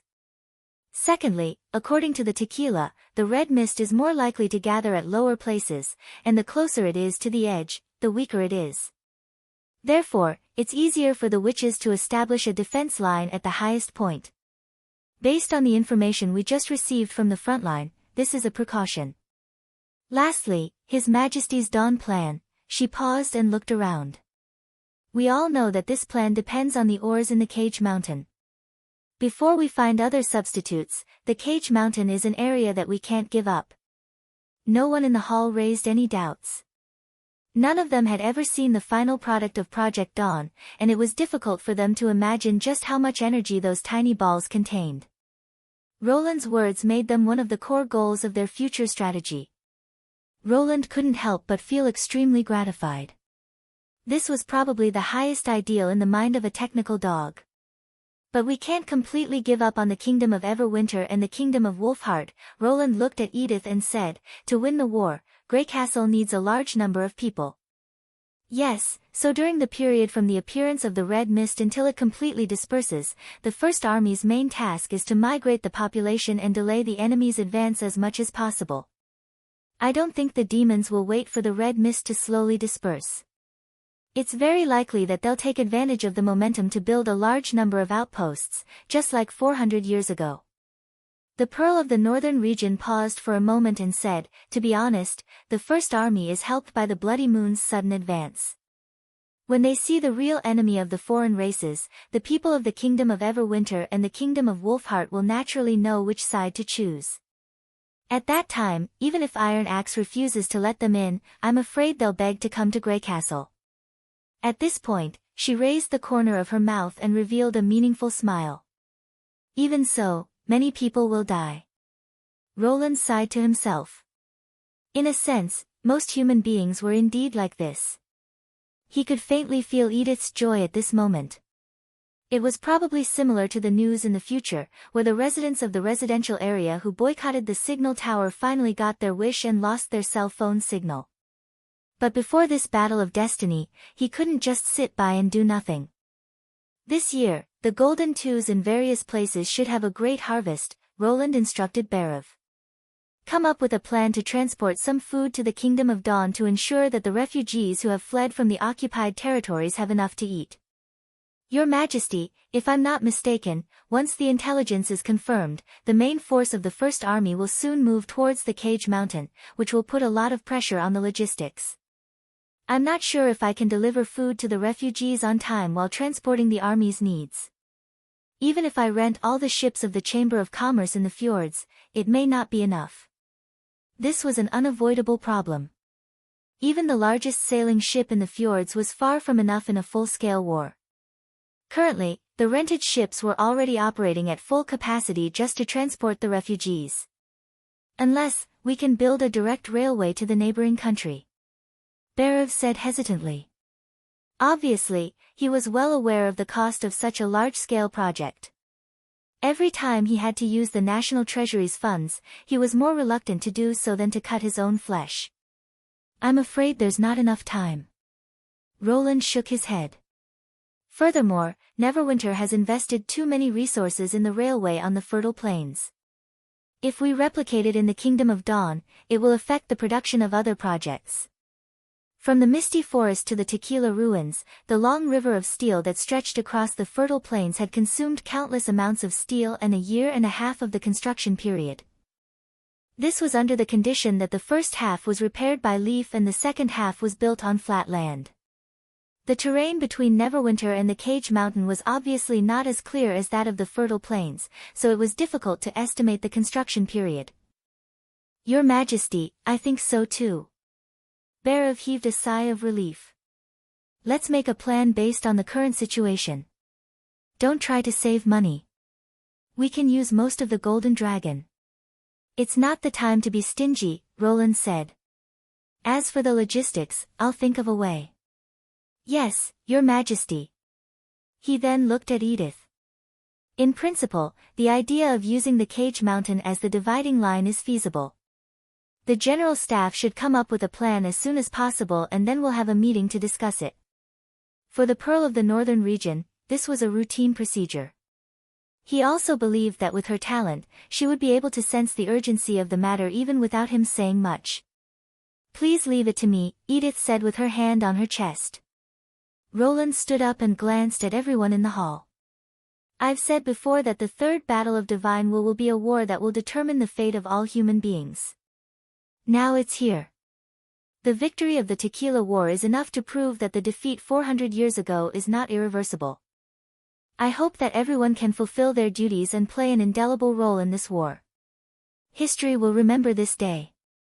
He said loudly, listen up, no matter who the enemy is, I only have one request, this war must be won. As you wish, Your Majesty. Everyone replied in unison. It was destined to be a sleepless night. As everyone left the castle conference hall, Roland stopped Tilly. I have something to talk to you in private. After returning to the office, Roland asked Nightingale to leave first and then closed the door. Tilly raised her eyebrows. Even Nightingale can't hear you. It seems that you're not here to ask me about the training of the Aerial Knight Regiment. He did not answer. Instead, he poured a cup of iced peppermint-flavored chaos drink for each of them. The taste was not top-notch, but it had a good effect in easing one's mood. Seeing that Roland did not speak, Tilly did not ask further. Instead, she sipped the drink as if she was waiting for him to break the silence. Roland stared at his nominal sister with mixed feelings. Compared to the former Princess Tilly, the current Tilly Wimbledon seemed to be much calmer. She was more like a leader, both in terms of expression and behavior. However, compared to her current appearance, he still preferred to see the little girl nestled beside Anna in the middle of winter, casually tiptoeing, flipping through a pile of books, laughing and discussing how to come up with a question that would stump her other sisters. If that was all, it would have been fine. After all, people couldn't always look the same. However, Tilly's change was too fast. From the time Ashes sacrificed herself to the time when she cried in grief, in just a few days, she had completely lost that layer of childishness. Not only that, her hatred for the demons was deeply engraved in her eyes. Although she rarely mentioned it, Roland felt a strong uneasiness from her only request. It was an extremely resolute attitude. It was as if the whole world had lost its color to her. Now he learned from Lon that everything was not irreversible. Considering the trustworthiness of the information from the realm of mind, the safest way was to let Ashes come back to life before telling Tilly, so as to avoid great disappointment. However, he also realized that based on Tilly's current state of mind, it was very likely that she would not be able to survive the Battle of Divine Will. If he told her, she might be able to recover. But if he couldn't achieve it in the end, he would fall into even deeper despair. It was because of these two entangled thoughts that he could not speak at the first moment. However, no matter how long the silence was, there would always be a time limit. Roland knew that by calling Tilly over, he had already made a choice. Compared to regretting it later, he would rather put his future hope on the present. Brother? Tilly looked away, probably because she had stared at him for too long. Roland took a deep breath and said slowly, maybe what I'm going to say next sounds a little unbelievable, but I still want to tell you. Chapter 1236. Tilly's body trembled. She turned her head slowly and looked at Roland with a complicated look in her eyes, as if she had misheard. What did you say? I said, ashes may still be alive. Roland repeated as slowly as possible. He knew that once he said it, there would be no turning back.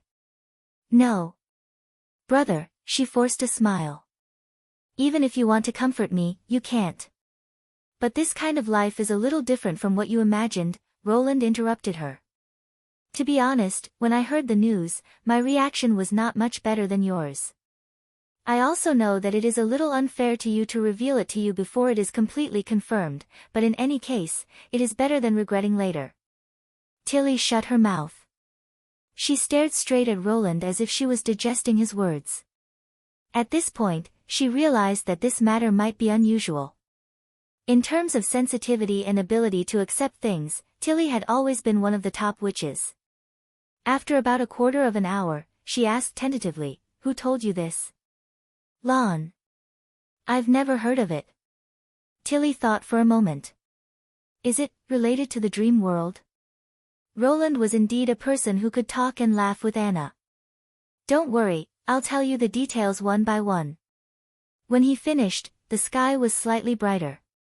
The soft morning light peeked out from behind the mountains and dyed the roofs of the buildings in the distance with a layer of gold. Tilly was unaware of this. She murmured, that is to say, as long as I can control the realm of mind, I can summon Ashes, who still has a trace of her consciousness. Theoretically, yes. Roland nodded. According to Lon, when a witch becomes a transcendent, she will leave a trace in the realm of mind, which is consistent with the information revealed by Cabradabi. When she first interrogated the captured senior demon, it had told Zoe that their souls would be contained by the origin of magic, and when the race reached the peak, they would be able to return to the world. Although the source of this explanation was unclear, and it was quite different from Lan's explanation, there was at least one thing in common. The realm of mind did indeed have the ability to contain souls. Not only that, but the ancient books of the underground civilization also mentioned that the path of pursuing the divine will is a process of climbing the magic power ladder step by step. One day, the winner will be no different from God. If we view the realm of mind as the pinnacle of magic power, then it can also support Zheng Lan's theory. He paused here. However, considering that the source of information for these civilizations may come from the so-called gods, we can't completely trust them. The best way is to see for ourselves. Big brother, don't worry, I will break through the barrier of the realm of mind as soon as possible and try to find Ashes, if she's really there. But before that, I hope you can protect yourself, lest she comes back to find trouble with me. After all, if a transcendent who is not restricted by the god's stone of retaliation and has broken through her limits gets angry, I won't be able to handle it. Roland deliberately said some light-hearted words to ease the atmosphere, but he found that Tilly's reaction seemed to be a little strange. She lowered her head, her shoulders twitched slightly, and she softly repeated something. Roland held his breath before he could clearly hear what she said. That's great, that's great. He was speechless for a moment, not knowing how to continue. Tears fell on the back of Tilly's hand, splashing a few tiny droplets. Looking at the trembling Princess Tilly, he finally sighed inwardly. He slowly reached out his hand and pressed it on her head. The next moment, Tilly leaned over and hugged him tightly. The twitching also turned into obvious sobbing sounds. The scene now seemed to be the same as before, but Roland could feel that something had changed. This time, Tilly did not cry for several hours. After more than 10 minutes, she gradually calmed down. When she raised her head from Roland's arms, she forced his face to the side. Don't look over. Then there was the sound of cleaning, probably wiping the crying flower's face and snot. After a while, Roland was allowed to turn his head back. I'm sorry. I made you worry, Tilly said in a low voice. It's good that you know. Roland crossed his arms in front of his chest. You should reconsider the matter that I mentioned to you last time. You mean a plane that can deal with the demons? Tilly blinked. That's not possible, big brother. Hey, in order to reach the bottomless abyss as soon as possible, you need my help. Now that the demons have probably erected a fully matured obelisk, the devil beasts will be even more difficult to suppress. If we can't seize the sky, I'm afraid that the first army won't be able to destroy the enemy's territory so easily. Tilly stretched out a finger and stopped Roland from speaking. Indeed, I used to think that as long as I could kill as many demons as possible, it would be good for me. But now, I don't think that way anymore. And you should also know that there's a big difference between learning by yourself and having someone to guide you. No one in the aerial night knows how to fight the demons. The only one who can quickly grasp these skills and teach them is me. She patted her chest. I promise you, I'll wait for the day you enter the realm of mind in one piece. Roland found himself unable to say a word of rejection. At this moment, Tilly's eyes were full of brilliance, and her previous calmness did not fade much. She looked as if she was glowing. Okay, but remember what you promised me. Of course. She paused for a moment. And, thank you for telling me about this. Unfortunately, I don't know if this method will work in the end, that's enough. At least we have a goal now. Tilly gently rested her forehead on Roland's chest again. It's great that you can be my brother. After Tilly left, Nightingale returned to the office. What did you say to Her Highness Tilly?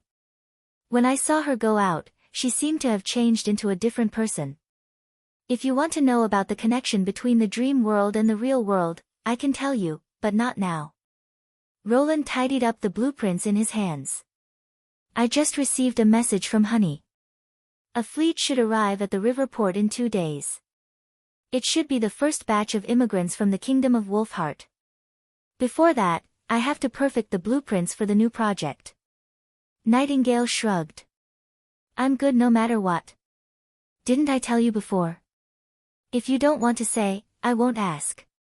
She walked to the desk and studied the blueprints for a while. This thing is a little similar to the thing Anna drove in the courtyard the other day. It's the same thing, just a few times bigger. Roland smiled. Didn't Berev mention the logistics problem in the previous meeting? It's the solution.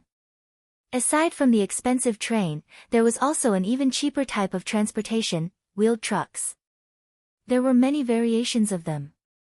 Although they could not compare to trains in terms of carrying capacity, they were more flexible and had lower barriers to entry than tractors. As long as there was a flat hard road, they could travel freely. Chapter 1237. So that's how it is, Nightingale thought for a moment. Compared to building a complete railway, it is much easier to lay a hard road between two rivers that are not connected. Besides, Anna and skilled workers are needed to build the railway, but ordinary roads can be built by anyone. Even the newly arrived immigrants can do it. In this way, we can save a lot of time. Yes, this is another advantage of it, Roland said approvingly. As long as it is properly planned, the logistical pressure can be alleviated in 1 or 2 months at most. This is very important for us, who need to seize every second. It seems that you can sometimes think of the key point of a problem. Of course, no, Nightingale's smile faded quickly. What do you mean by sometimes? As long as I think about it seriously, I can do it too, whether it's helping you with official business or dealing with exams. Although she said it confidently, the second half of her sentence was obviously lower than the first half. Roland could not help but chuckle. Perhaps for Nightingale, the only way to think about it seriously was not to fall asleep. Roland turned his eyes back to the map on the table. The fastest way to connect the waterways of Greycastle and the Kingdom of Dawn was to build a road directly to the city of Evernight at the eastern bend of the Redwater River, and then go all the way north through the windward ridge of the Kingdom of Dawn to connect with the neighboring Sparkling River. This river originated from the Hermes Plateau, and the main river divided into 3 parts at the Old Holy City. 2 broad tributaries traversed the Kingdom of Dawn from north to south and finally merged into the sea. In order to further utilize the shipping resources, the Moya family had built 3 east-west canals in the past 100 years, which was equivalent to adding 3 more horizontal lines to the 2 herringbone tributaries. This greatly facilitated the commercial circulation in the Kingdom of Dawn and also provided a shortcut for Roland. From the sparkling river to the North River, and then build a road directly to the Cage Mountain, there would be a special passage between the two places that were thousands of miles apart. Compared to the expensive railway line, this plan only required the construction of 2 sections of hard road, which added up to less than 200 kilometers, and 3 supporting loading docks. Considering the destructive power of the trucks on the road, if they only relied on the lotus to pave the road and the workers to scatter gravel to tamp it down, it wouldn't take long before people would be sent to maintain and repair the road. Heavy rain would cause the road to collapse even faster. Therefore, Roland decided to use cement-stabilized sand as the hardening layer, which was the same size as the roads in Neverwinter. Cement was no longer a rare commodity in Neverwinter, but transporting it thousands of miles to the Kingdom of Dawn was still a time-consuming and laborious task. Rather than wasting transportation capacity, it was more convenient to produce on the spot. After arranging the blueprints, Roland wrote a letter to the acting king of the neighboring country, Andrea's father, Horford Quinn. He decided to dispatch some technical personnel to the city of Glow to teach the 3 big families of the king's city the cement calcining formula and the steam paddle ship assembly technology, so that they could build factories and repair roads to share the burden of Neverwinter. He believed that the nobles would be able to see the potential and value of cement. With these 2 technologies, the transportation problems in the Kingdom of Dawn could be solved by the nobles themselves. As for the steam engine itself, it would still be provided by Neverwinter. It was not that Roland was reluctant to pass on the core technology, but that other cities had no industrial foundation except Neverwinter. It would be meaningless to have the technology but still need to transport the raw materials. It would be better to send the finished products directly. Roland was not at all worried that Horford would pretend to agree but secretly oppose him, or that he would not put in the effort. If the red mist had really appeared on the impassable mountain peak, Horford would soon hear about it. At that time, he would naturally know what to do to make a wise choice. 2 days later, Roland witnessed the arrival of the first batch of immigrants at the top of the Miracle Building. The long fleet was almost endless, and the black and white smoke column seemed to form a high wall perpendicular to the river bank. The dense crowd stepped onto the trestle and entered the dock under the guidance of the police. For a time, the Redwater River was filled with people rubbing shoulders, and colorful heads filled all the open spaces. A total of 50,000 people. "You've basically moved an entire city, Your Majesty," Berev sighed with mixed feelings. "I never thought that I would see tens of thousands of people from the Kingdom of Wolfheart or the Kingdom of Everwinter in Greycastle. At this rate, I'm not at all worried about the annual growth target of 200,000 people, but your treasury. There's also the problem of public security and management," Chief Knight Carter said worriedly. "I'm afraid that these foreigners know little about your prestige. For the safety of the inner city, I suggest that they be isolated in a specific area so that it will be easier to control them. That way, they will never integrate into Greycastle." Roland shook his head. "If the police are short of people, ask Berev for them. Those who break the law will be severely punished, those who do outstanding work will be rewarded, and those who refuse to mend their ways will be sent to the mines. What I need are workers, not a group of supervised slaves." There was no doubt that the influx of a large number of foreigners would significantly reduce the security of the king's city, which was also one of the inevitable side effects of the rough population introduction plan. If he had more time, he would not want to do this. However, what he lacked the most now was time. Even if there were all kinds of hidden dangers in the plan, he had to carry it out. After all, compared to the benefits of the population increase, these side effects were not worth mentioning. For example, if 10,000 of the first batch of 50,000 people worked in the factories, the existing ordnance production scale could be doubled, which meant that the front line could obtain more weapons, ammunition, and other new equipment. At this moment, he had all the manpower and technology, and could officially start the new generation project based on the Magic Cube power unit. Where is this place? When Valkyries woke up again, he found himself lying in a snow-white room. Both the ceiling and the walls were dazzlingly bright. A strange instrument beside him kept making monotonous beeping sounds, as if it was some kind of timer. A bag of transparent liquid hung above his head, slowly dripping through a pipe. Valkyries noticed that the liquid seemed to be constantly flowing into his body. A large amount of strange information flooded into his mind, making it difficult for him to effectively respond. There were scenes that he had never seen before, or rather, even if he had seen some things before, it was difficult to associate them with the images in his memory. For example, the white short shirt he was wearing, the stitches were as fine as hair, completely different from any other clothes he had seen before. He closed his eyes and focused his attention on himself. No matter how strange it was, everything in his eyes was just an external object. Since he was in a strange place, the only thing he could rely on was his powerful ability. Then, Valkyries' heart sank. He realized that this body did not belong to him. Although it looked exactly the same, the magic stone embedded in his body had disappeared. If this really happened, he should have died immediately. But now, he did not feel any discomfort.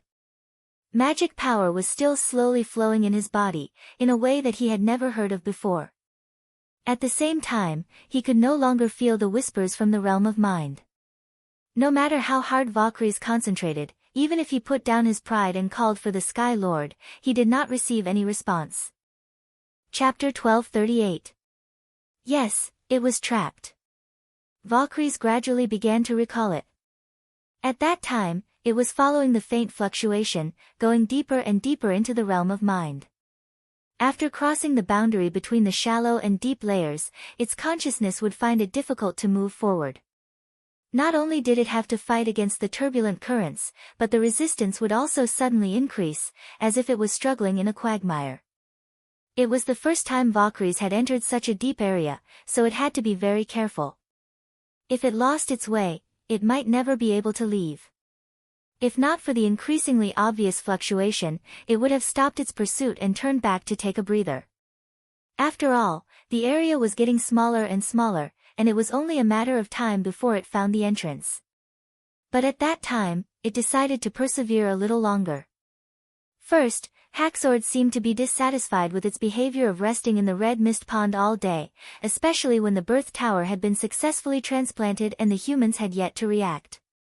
Second, it wanted to find out as soon as possible whether the changes in the humans had anything to do with the inheritance. Valkyries did not expect that when it approached the source of the fluctuation, the realm of mind suddenly shook violently. It felt as if mud had suddenly turned into a waterfall, or a huge crack had appeared under its feet, and the viscous deep layer had completely collapsed. It did not even have the chance to struggle before it was sucked into the turbulence. When it woke up, it found itself in this place. Without a doubt, this place was also a part of the realm of mind, but it could not be sure whether it was related to the male human. Through the corner of the window, Valkyries could see an extremely vast city. Tall buildings as tall as the birth tower were everywhere, and it could not see the end of them at a glance. Even the kings, presiding Holy See, seemed to pale in comparison. Another thing that made it suspicious was that if this was really the male's territory, he should have sensed the existence of the intruder the moment it was sucked in. The creator of the territory had omnipotent power, and it was also the mortal enemy of the humans. It was impossible for the other party to remain indifferent until now. From another perspective, if the consciousness of a witch accidentally intruded into the presiding Holy See, perhaps death would be the most merciful ending. But the problem was, if this territory had nothing to do with the male, then where could it be? When the tremor came, it was indeed above the source of the tremor. Unless it found the wrong clue from the beginning, it couldn't think of any other possibility. Valkyries pondered for a long time but still could not figure it out, so he simply threw these questions to the back of his mind. Since he could not get an answer, there was no point in thinking about it. In an unfamiliar environment, it was best to adapt to the new body as soon as possible to escape from the predicament. One thing was certain. Its new body was far weaker than before. The wounds on its legs had yet to recover, which showed that its self-healing ability was extremely low. Coupled with the fact that the magic barrier did not work, it had not experienced this feeling of being defenseless for a long time. It felt as if it had returned to the beginning of the advancement ceremony, when anyone could pose a threat to it. Fortunately, it could still use magic power and possessed extraordinary strength, which was somewhat similar to the extraordinary among the witches. Just as Valkyries was checking his condition, he suddenly heard footsteps outside the door. Then, the door was pushed open, and two humans walked in with smiles on their faces. It almost subconsciously wanted to pounce forward and tear the newcomer in half, but when it raised its elbow halfway, it forcibly suppressed it with its will. This was not the real world. It reminded itself that when it was in a coma, it seemed that it was also humans who saved it. Perhaps the so-called demon did not exist in the minds of these people. If it acted rashly, it would expose itself. You seem to be in good spirits, Miss Valkyries. The female lifted a corner of the quilt and checked her tightly bound feet. You are indeed a martialist. You didn't even hurt your bones after being crushed by such a large beam. If it were me, I'm afraid that both of my legs would have been crushed into pieces. How can you speak like this in front of a patient? The male glared at the female and then looked at her. I'm your attending doctor, just call me Dr. Gao. Judging from the X-ray, it's only a matter of time before you recover. Don't worry, as long as you take good care of yourself, it won't affect your future martial arts competition. Also, if you feel any discomfort, you can tell me. Valkyries shook her head. She did not understand most of what the male said, so the best way to deal with it was to speak less. Moreover, she noticed that these humans were very friendly. They did not look like they were sizing up a different species, which puzzled her. Even if there was no hostility, there was a huge difference between the two species. How could they talk to each other on equal terms? Valkyries even noticed that the female seemed to be particularly interested in it. Her eyes never left its body. That's good. The male who called himself Dr. Gao flipped through the booklet in his hand. The association has a consolation arrangement in the afternoon, and I heard that there will be a meeting in the evening.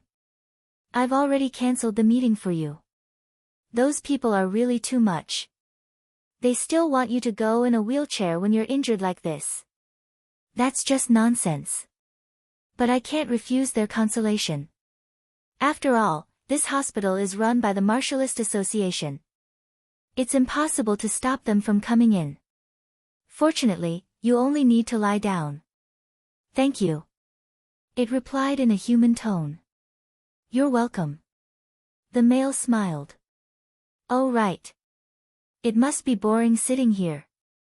After all, the association didn't bring your phone along when they sent you here. Do you want to watch some TV to relieve your boredom? Phone? TV? What are these things? Valkyries was speechless for a moment. It didn't know how to answer. The male probably took its silence as a tacit agreement. He picked up a small square box on the bedside table and fiddled with the blackboard on the wall. Soon, the blackboard lit up. Then, have a good rest. Dr. Gao waved his hand and left the room with the female. Valkyrie stared at the scene on the TV with its mouth agape. It almost couldn't maintain its composure. How did it do that? The picture on the blackboard changed again and again. Whether it was a person or an object, everything was vivid and lifelike. If it was using magic, it wouldn't be strange. But this was clearly not a magic creation. From the beginning to the end, it couldn't feel a trace of magic fluctuation inside the blackboard. It took a while for Valkyries to get used to it. It realized that the content shown on the TV was related to the small square box. As long as it pressed the direction button on it, the TV would show different things. If it guessed correctly, the content was probably closely related to this world. It was an effective way to learn about this strange world. While it was flipping through the TV, it heard a special word, Martialist Association. According to the words of the male human, it seemed that Valkyries was also a member of the association, or perhaps it had been mistaken for one. The TV was broadcasting an empty space filled with people. From a bird's eye view, it was probably caused by a magical object similar to a magical stone of flight. Today is the third day since the attack on the Prism City. The rescue and cleanup work are still ongoing. According to the announcement of the association, the number of victims has been basically identified, but it will take some time to verify their identities. During the whole rescue process, many martialists showed their extraordinary courage and responsibility. They went deep into the evacuation wells many times to search for the trapped people. Among them, Ms. Lan, the chief disciple who guarded the rock, sacrificed her life. When she entered the number 4 well, she was attacked by the fallen evils. In order to protect her companions, Valkyries didn't hear what was said on the TV in the back. Its eyes were fixed on the picture on the blackboard. Why? Valfriza's heart was in turmoil. Why did she see this familiar yet strange face in the realm of mind? Chapter 1239. No, Valkyries shook his head and calmed himself down. The Cloud School had indeed ceased to exist. This was an undeniable fact. Ever since it occupied the northwest of the Land of Dawn, it would return to the mountain every 100 years and stay in the dilapidated building for a day or two. This was because it used to be a member of the school. On the mountain, it not only learned how to connect with the realm of mind, but it also learned a lot about the human world. The person who taught it was an upgraded transformer, Heathtalese. Heathtalese' combat ability was not outstanding. It was even weaker than a strong primal demon, which was a joke among the race. However, Valkyries knew that the difficulty of the upgrade ceremony would not be reduced just because the magic stone was not suitable for battle. Heathtalese had undergone 3 integrations and was impeccable. No matter how one looked at it, it was a real upgraded. Just like its name, the transformer gained the ability to change its appearance when it fused with the second magic stone, so it rarely showed its true face. Most of the time, it was in a human form. Coupled with its fluent human language, if one didn't know its background, they would most likely mistake it for a human when meeting it for the first time. And the appearance it used the most was that of Lan on TV. Valkyries stared at the face, countless memories surging in its mind. It had been more than 1,000 years. Even though there were slight differences in the facial features and clothing, it would never forget this face. If the ancestors who established the Cloud School were said to be unusual among humans, then the Transformer was an unusual among them. When it chose magic stones, it did not care about how much it could improve its strength. It was full of curiosity towards anything that it had not tried before. It was also the first member of its race to take the initiative to contact the Cloud School. At that time, there were already rumors of a battle of divine will in the race, and they viewed the humans who occupied the Land of Dawn as a potential enemy. Valkyries had always been grateful to this guide who had taught it most of its knowledge. It did not look down on her just because she was not good at fighting. It knew very well that the Transformer's acceptance and understanding of the realm of mind, which was also the origin of magic, was far greater than that of other members of its race. More than half of the books it had written were used to guide the race to upgrade. According to the humans, it could be called a mentor for most of them. In fact, the Transformer might have been the first to accept the 4th fusion. If it succeeded, it would become the first great monarch of its race. Primal demons were few and far between back then, let alone great monarchs. Unfortunately, the ritual ended in failure. It was devoured by the magic power and died without a corpse. Valkyries remembered this scene clearly because it was right beside the man and saw his body disintegrate bit by bit with its own eyes. This was also the reason why it felt that Lan was unfamiliar. In the 1,000 years since then, it had never seen anyone similar to her. Valkyries had asked the Transformer why it had become like this. Unlike the simulated human appearance, it was sure that this face did not belong to any of the sages. It could not understand the other party's reply at all. It said that it was the appearance of an oracle. As for who the oracle was, the Transformer said that it did not know either. When it used its ability to enter the realm of mind, it would occasionally encounter a consciousness that was obviously different. The consciousness seemed to be whispering in its mind. Although it had never met the consciousness, it could remember the appearance of the consciousness afterward. The Transformer also said that this might be due to its lack of ability. If it could open up a stable area in the turbulent realm of mind, it might be able to connect with the oracle. At that time, Valkyries could not understand the meaning of the Transformer's words at all. It had not been long since it became a junior and its understanding of the realm of mind was still a blank. It could be said that the Transformer was hundreds of years ahead of the other races in this aspect.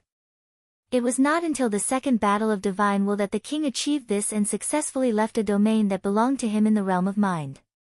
It had also asked the king if he had seen the oracle, but the king had given a negative answer. After thinking about it calmly, there might be two possibilities in the current situation. One was that this domain belonged to the oracle, Lon. But according to the content on TV, Lon seemed to be dead. This did not make sense. As long as the creator of the domain did not leave the realm of mind, the creator of the domain should be immortal. The second possibility was that before the Transformer was devoured by the magic power, it had put its consciousness into the realm of mind and successfully opened up a domain. Although this speculation could explain why it was not strange for humans to see it, it could not explain the large number of decorations around it that it had never seen before. If at the beginning, Valkyries only wanted to leave this strange place as soon as possible, now it had other ideas. It had always been brooding over the words that the Transformer said when it failed the fourth fusion. According to the Transformer, even if they won the Battle of Divine Will, the race would not be able to reach the divine domain. It had been trying to figure out what had made its teacher say something like that. Maybe now was the opportunity. Yawn. Roland held the steering wheel with one hand and drove the van quickly on the second ring highway. Although he tried hard to step on the accelerator and the engine roared, there were still cars passing him and leaving him further and further behind. What's wrong? Didn't you rest well? It was Garcia who was sitting in the passenger seat. He did not know if it was an illusion, but since she fell asleep in his room last time, her voice seemed to have softened a lot. The cafe is closed today. I wanted to sleep until the afternoon, but the association really knows how to pick a time, Roland could not help but complain. After dealing with the immigration matters, a strong wave of sleepiness swept over him again, almost making it difficult for him to open his eyes. Considering that the time flow in the dream world was almost 3 times faster than in the real world, he decided to come here and have a good sleep. This way, he could not only save time, but also let the tequila witches relax. Now that they did not need him to look after them, they could have their own fun. In addition to enjoying themselves, the ancient witches also took on the task of tracking the new magic creatures that emerged from the erosion. He did not forget Lan's words. This world had been targeted by God, and the most effective way to eliminate the threat and break through the barrier of God's realm as soon as possible was to kill the fallen evils and use their power to replenish and strengthen the dream world. Dreams were beautiful, but there was always a gap between reality and reality. At noon, Garcia called him and said that the association had organized a condolence action. All the star marshalists and senior members of the association would be there to visit the injured companions who had been rescued. At that time, he thought it was just a one-sided invitation from Garcia and wanted to find an excuse to refuse. He did not expect that the association would not invite her, but him, who had a hunting license. After all, the Prism City has suffered a great disaster, and the people are anxious. It's also a way for the senior members to show their faces.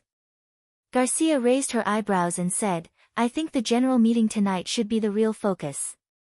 Roland fell silent. The erosion had suddenly expanded, and it was definitely not enough to appease the people. The more turbulent the situation was, the more they had to show their strength. At this time, if they could not deal a fatal blow to the enemy, they would not be able to do anything. Therefore, the general meeting was most likely related to the new magic creatures. Chapter 1240. After driving off the ring road for about 20 minutes, the GPS showed that they had arrived at the destination. Roland looked around, only to find that there was not a single building nearby that could be compared to a hospital. Instead, he saw a few gorgeous new buildings that were comparable to art galleries. "This is the place." Garcia nodded. "Are you sure?" Roland drove the car to the entrance doubtfully and noticed the words, Rhine Greenfield Sanatorium, hanging on the wall. "Of course, because every newcomer I brought here basically had the same reaction as you." A few burly men in suits and sunglasses quickly walked out from behind the gate, surrounding the car on both sides. One of them knocked on the window glass and said, "Sorry, this is private property. No parking service is provided here." Roland could not help but twitch the corner of his mouth. Hey, why is this treatment again? Did I say I was here to park the car? Can't I visit patients with a van? Roland was about to take out his hunting license and slap it on the man's face, but Garcia rolled down the window and handed him a card. "I just bought the car, so the license plate hasn't been recorded yet. Please register it." The man was obviously stunned. After taking the card, he looked at the car for a while longer and then turned back to the monitoring room. When he came out again, his attitude was completely different. "I'm sorry, Miss Garcia. This isn't the car you registered before, so Isn't it normal to change cars?" Garcia calmly interrupted the other party's words. "That's true." The man looked at Roland and asked, "May I ask who this is?" "My driver." The atmosphere became a little stiff for a moment. In the end, the leader reacted first and said, "I see. I'll register the new license plate for you now." Soon, the gate opened, and Roland released the clutch. The van slowly drove into the sanatorium's main entrance amidst the puffing sounds of exhaust. Through the rearview mirror, he could roughly guess how those people were feeling. Garcia was probably the most down-and-out martialist they had ever seen. She could only exchange for a van, yet she insisted on hiring a chauffeur. "Well, I thought you wouldn't lie." "That's because you don't know me," said Garcia, shrugging her shoulders. "I'm not as rigid as you think I am. Besides, you're a member of the association. It's just that your identity card hasn't been issued yet. Can't I get my hunting license?" Except for a few people, the specific owners of the license have always been a secret of the association. This is completely different from star martial artists. Although it represents the affirmation and trust of the association, it will also increase the risk of being sniped. In the history of the association, there have been several cases of fallen evils besieging and killing martialists, and the latter were basically hunters who exposed their identities. In other words, as long as I reveal my identity, the fallen evils will send me the natural cores. However, considering the safety of Zero and the other people in the apartment, Roland finally gave up the idea. After the meeting with Lon, he could no longer simply treat the people in the dream world as illusory NPCs. After entering the sanatorium, Roland found that it was a completely different world. Not only was the sanatorium spacious, but there were also bridges, gardens, grasslands, and even road signs such as hot springs, swimming pools, and golf courses. It was not inferior to some high-end scenic spots. Sure enough, poverty had limited his imagination. Even though he had become the king of Greycastle, he had never imagined that a hospital could be built like this. The inpatient building was located in the center of the sanatorium. Judging from the silver glass walls, it was no exaggeration to say that it was a 5-star hotel. The two of them walked into the hall, and a man as strong as a mountain quickly came to greet them. He was about 40 years old, and his skin was bronze. The bulging muscles on his body stretched his martial arts robe high, and the force of nature on his body was also very obvious. Roland could feel the pressure from more than 10 meters away. "He's my master's master," Garcia said in a low voice, and then slightly bowed to the man. "Your Excellency, I'm sorry about Lon." Rock squatted down, held her shoulders with both hands, and said in a low voice, "I failed to protect her." At the mention of Lon, Garcia looked a little sad. She shook her head and said, "It's not your fault." When she was still alive, she often said that martialists would one day sacrifice their lives to fight against the erosion. "If you're afraid, you're not qualified to be a member of the association." She taught a good disciple. Rock sighed. "Don't worry, I'll definitely make those invaders pay. I'm also willing to do my part to expel the erosion." Rock nodded approvingly, stood up, and looked at Roland. "You must be the expert in hunting fallen evils, Mr. Roland. Nice to meet you." "I'm one of the 4 guardians of the Prism City, Rock."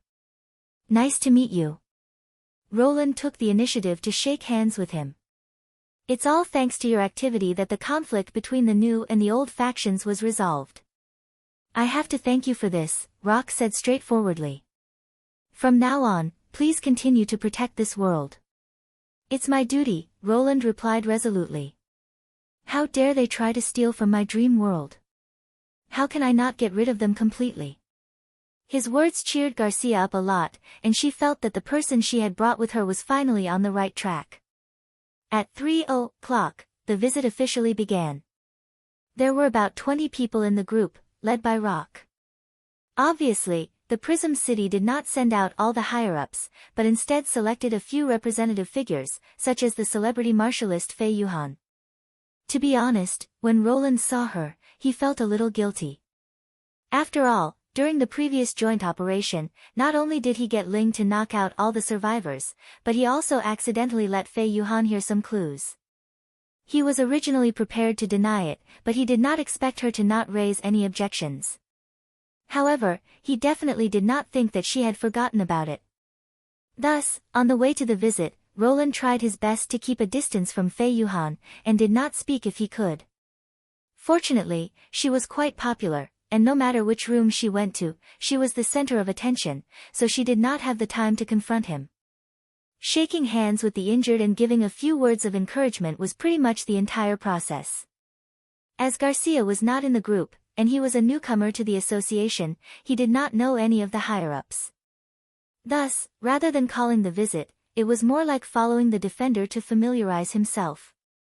Perhaps this was also the reason why the other party asked him to come. The injured person in the next room is called Valkyries. The doctor glanced at the name list. She was seriously injured and should have been given a good rest. But since you're here, go in and take a look. If possible, please keep quiet. Of course, the recovery of the association members is the most important. Rock nodded and pushed open the door. The wards in the building were all single rooms, and the area was even larger than the apartments in the tube-shaped apartment. It could easily fit more than 20 people. As usual, Roland walked at the back of the group, and only stepped forward when it was his turn to shake hands. But when he looked at the other person in the crowd, he could not help but be shocked. That face was extremely familiar, as if he had seen it somewhere before: slender eyebrows, a pair of cold eyes, a high nose bridge, and perfectly shaped lips. It could definitely be said to be incomparably exquisite. Even if it was placed on the azure skin, it would not be inferior, or rather, it was even more special. He was stunned for a while before he searched his mind for the source of this familiar feeling. It was the memory fragment he saw in the tube-shaped apartment building. It was a promotion ceremony held in the City of Demons, and the host of it was Valkyries. Roland almost thought that the senior demon had also broken through the barrier of the dream world and invaded this place from the fragment world behind the door. But when he suppressed his shock and carefully sized up the other party, he realized that the two of them were not exactly the same. Chapter 1241. Roland recalled silently to make sure that he was not mistaken. At that time, the senior demon stood on the high platform and guided the two ascendants to fight against each other. The fluttering white gauze on its body and the rolling red mist heavenly lake under its feet formed a sharp contrast. The eyeball on its head was even more dazzling. Such a picturesque scene would immediately appear in his mind as long as he closed his eyes. But other than the biggest difference, the other parts were somewhat similar. Roland could not help but be very curious about the demon martialist named Valkyries. When it was his turn to shake hands, he did not go through the procedure like before. Instead, he stopped by the bed. "Are you also a resident of the tube-shaped apartment?" The others, who were about to go to the next ward, were slightly startled when they heard this. Valkyries looked indifferent. She seemed to be thinking about how to answer. After a moment, she shook her head. Well, the female demon in the memory fragment should be much older than the one devoured by Zero. She should not be a prisoner of the soul battlefield. Then do you have a twin sister? Someone who looks like you? Roland pointed at his forehead. For example, an extra eye here? There was a commotion in the crowd. The guard coughed twice and said, "Mr. Roland. Just a moment. Roland waved his hand. I just feel that she inexplicably looks like someone I used to know. The other party said expressionlessly, no. How is that possible? I've never seen anyone from the Kargard Peninsula with 3 eyes, someone whispered. But there are many people with 3 fingers. Okay. Roland suddenly said with the thought of giving it one last try, Sharita. But the other party's eyes were calm as if he was the only one who was being silly. If Valkyries was a demon from the other side of the memory fragment, she should have some reaction when she heard this demon language. It seems that she only looks like her. Roland shrugged and reached out his right hand. I hope you can get better soon and return to the association to fight side by side with everyone to fight against the erosion. She hesitated for a moment before slowly extending her hand. The moment they held hands, Roland couldn't help but exclaim in surprise. The guardian asked, "What's wrong?" Her hands are so cold, and a little wet. The crowd couldn't help but roar with laughter. Amidst the deliberately suppressed laughter, Roland even heard a few disgruntled murmurs. Frivolous. Why did the traditionalists choose such a person? Okay, the patient needs to rest. Please go and visit the next patient. The doctor shook his head helplessly. Really? Roland shrugged. As the creator of the dream world, he did not care what these people thought of him. However, since he could not get anything out of them, there was no point in staying here any longer. After one last glance at Valkyries, he turned around and left the ward. After the door closed, Valkyries' violently shaken emotions still could not calm down. In this short period of time, it was the most emotional moment of her life. She never thought that there would be a day where she would need to exert all her concentration just to maintain a fixed expression on her face. And just doing this had consumed most of her energy. When the human walked out from the crowd, Valkyries felt all the blood in her body freeze. She would never forget this figure. In Silent Disaster's memory, it was this person who stood opposite the legacy fragment, coldly watching Silent Disaster being surrounded by the tentacles. It wasn't as simple as watching from the sidelines. The king's memory reading could make everyone who received it feel the same. Therefore, the Silent Lord's panic and shock had affected her to a certain extent. It was this feeling of experiencing it personally that allowed it to immediately match the figure of the other person with the image in its memory. Her previous conjectures were completely overturned. Even if she was unwilling, she had to consider the third possibility. The tremors in the realm of mind did not cause her to deviate, and she did not find the wrong source of the tremors from the beginning. This was indeed a territory opened up by a mortal male, and the other party was the master of this place. If she met this human in the real world, she would only be stunned for a moment before using all her power to kill him. Like some of the Ascended, she also had the power to slay demons. Regardless of whether the other party's magic power had reached such a level, as long as the other party was dead, it would be the same. But in the realm of mind, this rule was not applicable. At least according to the king, no one could defeat her in her sanctum throne. Omniscient and immortal, she was basically no different from the legendary gods. Even if the king was exaggerating, she did not dare to try it now. Valkyries knew very well that dying here was not the worst-case scenario. If the other party had the ability to retrieve memories like the king, everything she knew would bring great harm to the race. Facing such an opponent, she had to be extremely cautious. Fortunately, the third possibility was still not conclusive. For example, the other party seemed to be testing her identity, and not as insightful as the king. Valkyries vaguely sensed that the other party might have seen her somewhere before. Although she did not know why, his words and actions showed that he had an impression of her. And it was very likely that he was in another world. Otherwise, he would not have asked about the third eye. The stone in the center of Valkyries' forehead was the spiritual magic stone she had obtained during her third advancement. And the word Shalita meant hero in the ancient language of the race. Valkyries stretched out her hand and quietly looked at it for a moment. Her mind recalled the moment when she touched the other party. That, almost made her stop breathing on the spot, but fortunately, she managed to deceive the other party in the end.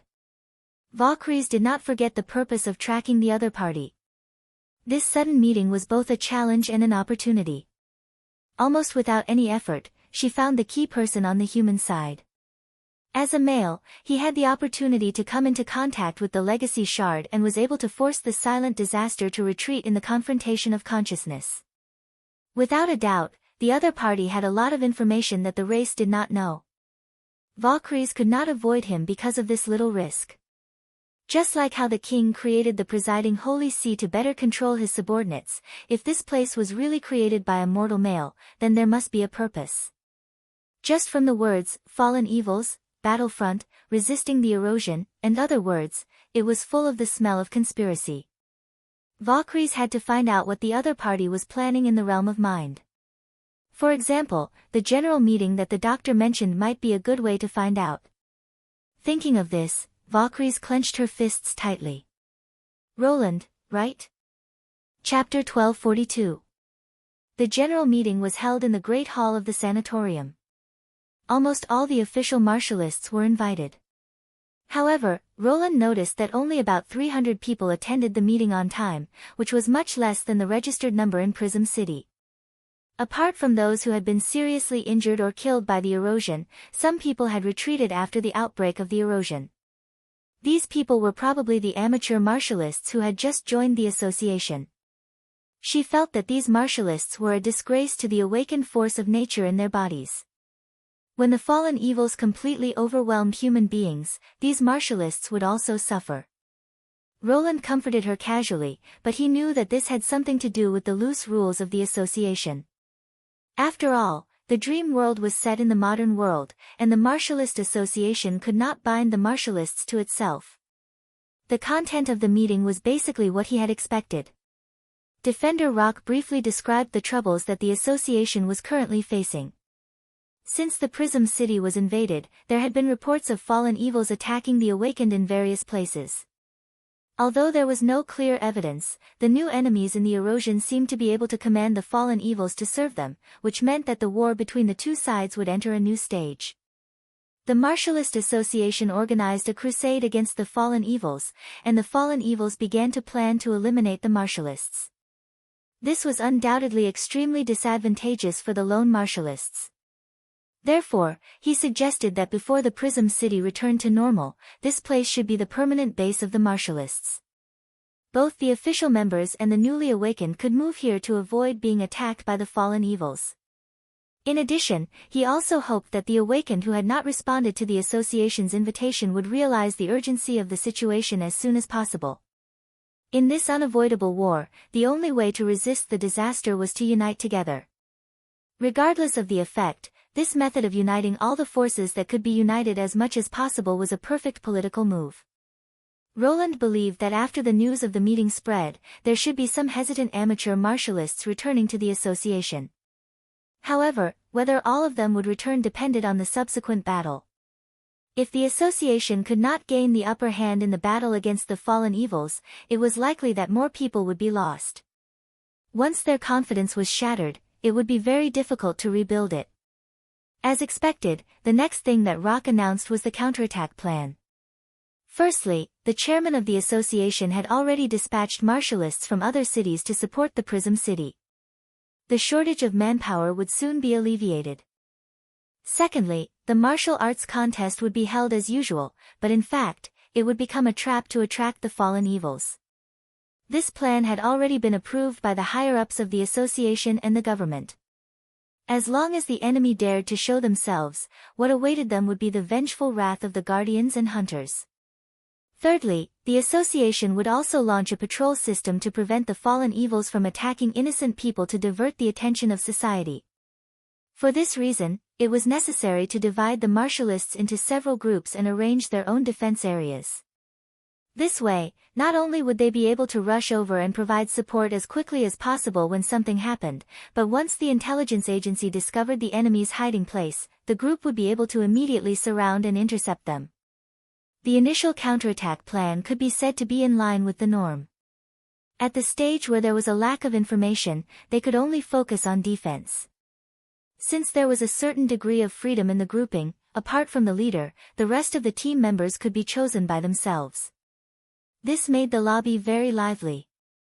Roland naturally didn't want to join any team. In a sense, he alone was an army, and he didn't need anyone to interfere with his magical core plundering plan. Fortunately, there weren't many people who knew his name. Basically, no one was interested in him. Until Fei Yuhan walked up to him and extended an invitation. In fact, as a popular star martialist, she had only taken the initiative to invite 2 people in the entire convention. However, Roland rejected her without hesitation. This made the surrounding people's jaws drop. Even Garcia was extremely puzzled and asked him to reconsider. It could be seen that even Garcia, who was strict with herself, had a lot of respect for this talented woman. After a lot of persuasion, he finally convinced Fei Yuhan that he was more suitable to fight alone. His previous achievements and hunting license were the best proof. The only thing that concerned Roland was that the other person Fei Yuhan took the initiative to invite was actually the demon martialist he had visited in the ward, Valkyries. It was already 10:00 in the evening when he returned to the apartment. After settling zero down, Roland entered the 2nd floor of the Rose Café alone from the side door of the warehouse. More than 50 ancient tequila witches stood solemnly and raised their elbows to him, showing the highest etiquette of the Union. This was the first time so many witches had gathered in the dream world, and the small room seemed to be filled with them. Even in the era of the 3 chiefs, such a team of pure combat witches was enough to support a small battle. How is it, any new clues? Roland looked at Faldi. Yes, the flying insects released by the worm nest have captured a few missing magic reactions. Faldi swiped the phone screen to show him the direction. Although her movements were still a little rusty, she had generally grasped how to use the electronic map. Generally, this phenomenon is caused by either the god's stone of retaliation or the tracking target has the ability to hide their magic power. If it's not the case, it means that the magic power itself has died. There are no god's stones of retaliation in the dream world, and the force of nature is not as changeable as the witch's abilities, he continued. That's right, so it should be a battle between the fallen evils and the awakened humans. Some of them died and their cores were taken away. Faldi nodded. From the direction of the magic reactions, it's very likely that they're heading here. The location she pointed to was a river loading dock. It seemed that remote places near rivers had been the first choice for committing crimes since ancient times.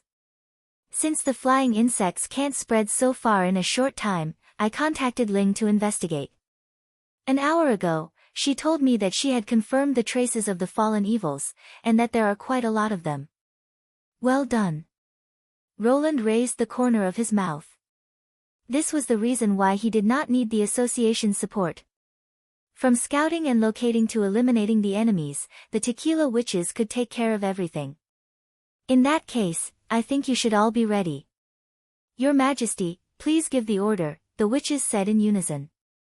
Their faces were full of fighting spirit and eagerness.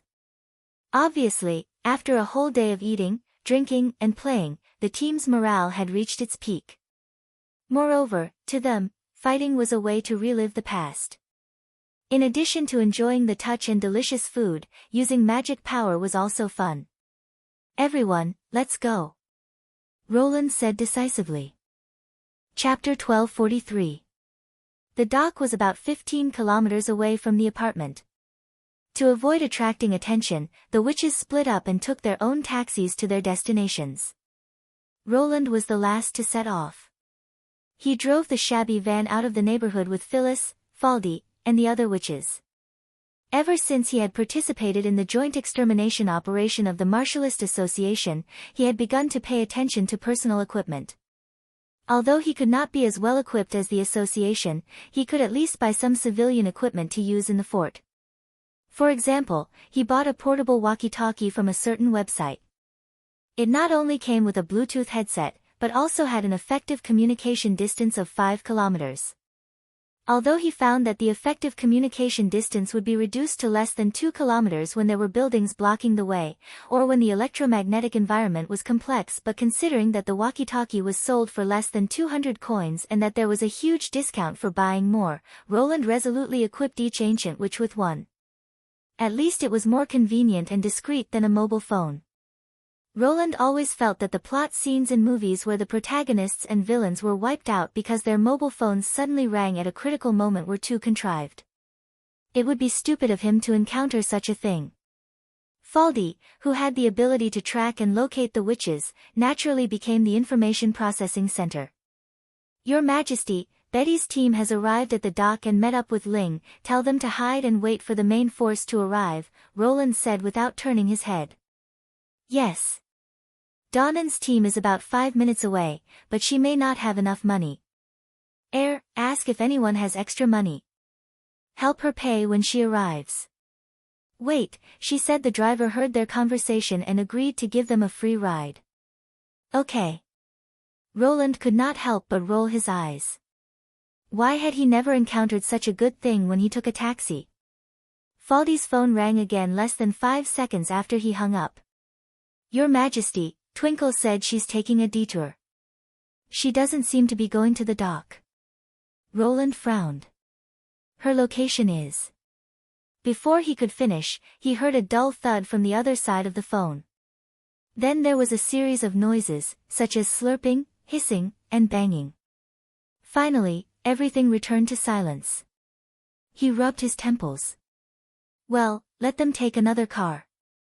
Be careful not to be caught by the cameras when they leave. I understand, Your Majesty. Faldy covered his mouth. Just like that, when everyone arrived at the docks, it was almost an hour later. The first group to arrive had already eaten all the melon seed shells. Fortunately, the enemy seemed to have made the pier their own temporary stronghold and did not notice the arrival of the witches in the slightest. If this was a battle of pursuit, perhaps they would have already escaped without a trace. Roland suddenly felt that he should buy a few more vans next time to prevent such an embarrassing situation from happening again. He cleared his throat and looked at Ling. What's the enemy's current situation? Your Majesty, most of the fallen evils are in the loading dock, and there are at least 30 of them. The iron boxes in the outer ring had their eyes on them. It was not difficult for Donnan to avoid them with her ability. The side of the pier near the river is well lit, so I dared not to get too close and could only look from afar. Most of the enemies are gathered in that area, but there are too many places to escape. If a battle breaks out, it's hard to guarantee that we won't let any of them escape. Ling's ability allowed her to completely blend into the shadows. At night, she could hide as well as Nightingale. She could be called the perfect scout. Roland pondered for a moment. In that case, let's lure them out and kill them. As long as we stay away from the riverbank, we can cut off their escape route and completely surround them. Theoretically, it works, but how do we lure them out? Phyllis asked. Roland smiled and pointed at himself. I heard that they're attacking martialists everywhere. Now that there's a lone one, there's no reason for them to let her go. When all the witches disappeared into the darkness of the night, Roland walked out of his hiding place and slowly walked into the dump area, completely acting as if he was just a passerby who happened to pass by this place for a stroll. At this time, the yard was silent. Other than his footsteps and the occasional chirping of insects, there was no other sound. The dim yellow light came from the direction of the pier. At this point, he could only vaguely see the outlines of the stacked boxes. This undulating, crisscrossing wall seemed to form a gloomy maze. It did not look like anyone would come here. At this time, Donnan's cheap walkie-talkie came in handy. It reminded him that the fallen evils hiding on the pier had moved. Obviously, the sentries patrolling the periphery had noticed the fluctuation of the force of nature on him and reported the situation to the gang. The only thing that surprised him was that the enemy did not immediately take action but allowed him to wander back and forth. Suddenly, the searchlight in the yard was turned on, and the whole yard became as bright as day. Under the dazzling white light, Roland vaguely saw a dozen figures gradually appear. When his eyes adapted to the sudden glare, he found that he was surrounded. The leader of the group wore a mask with a strange pattern on it. He looked very different from the fallen evils around him, both in terms of aura and appearance. Roland noticed that the pattern on the mask looked like a door that was about to open. In addition, the two people beside the leader did not look like ordinary fallen evils. Their eyes were not dull, and they were wearing the robes of the Martialist Association. "Good evening, poor lost man," said the leader, who was unexpectedly polite. "I don't know what brings you here, but you must understand that there is no chance of escape now. Rather than waste your energy on meaningless things, you'd better listen to me quietly." Roland looked around and saw fallen evils everywhere. "Don't be afraid.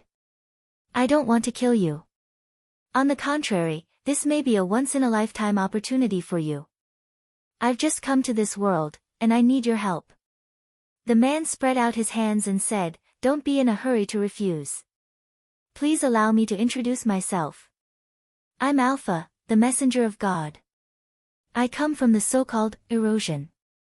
According to his original plan, Roland should have pretended to be panic-stricken at this moment so that the enemy would lower their guard. But for some reason, looking at the other party's polite attitude as if everything was under control, he suddenly wanted to rush up and ruthlessly punch the other party's face. "You're the monster that invaded the Prism City." "Invasion isn't accurate, because this place belongs to the gods," Alpha said unhurriedly. "Now, it's time to return it. Listen up, lost man. You so-called martialists are bound to fail. It's better to pledge loyalty to God than to return to nothingness. It's normal that you can't understand now. We'll have plenty of time to talk about the truth of this world later. Forget about those illusory promises. Now, I can show you the most direct benefit, power." He stretched out a finger, and as a red light appeared on his fingertip, a strong wave of magic power swarmed out. "I can inject it into your body and make you far more powerful than you are now." "His Excellency didn't lie to you," the two people beside the man echoed.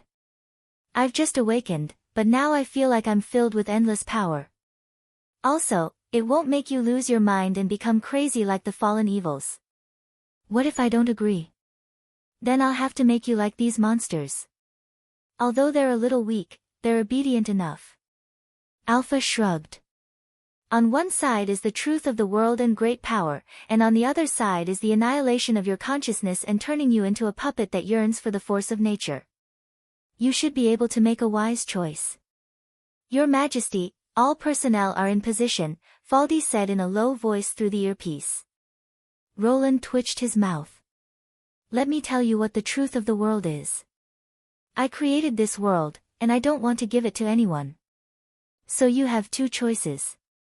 One is to hand over all your cores and die here, and the other is to be killed by me.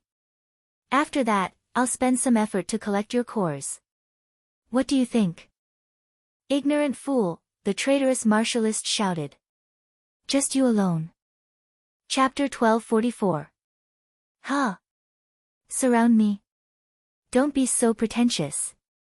No fluctuation of the force of nature can hide from Alpha.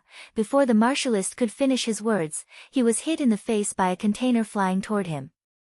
The huge impact sent him tumbling backward, and at the same time, his voice was cut off in his throat. Another traitor stared dumbfoundedly at the witches flying out from their hiding places.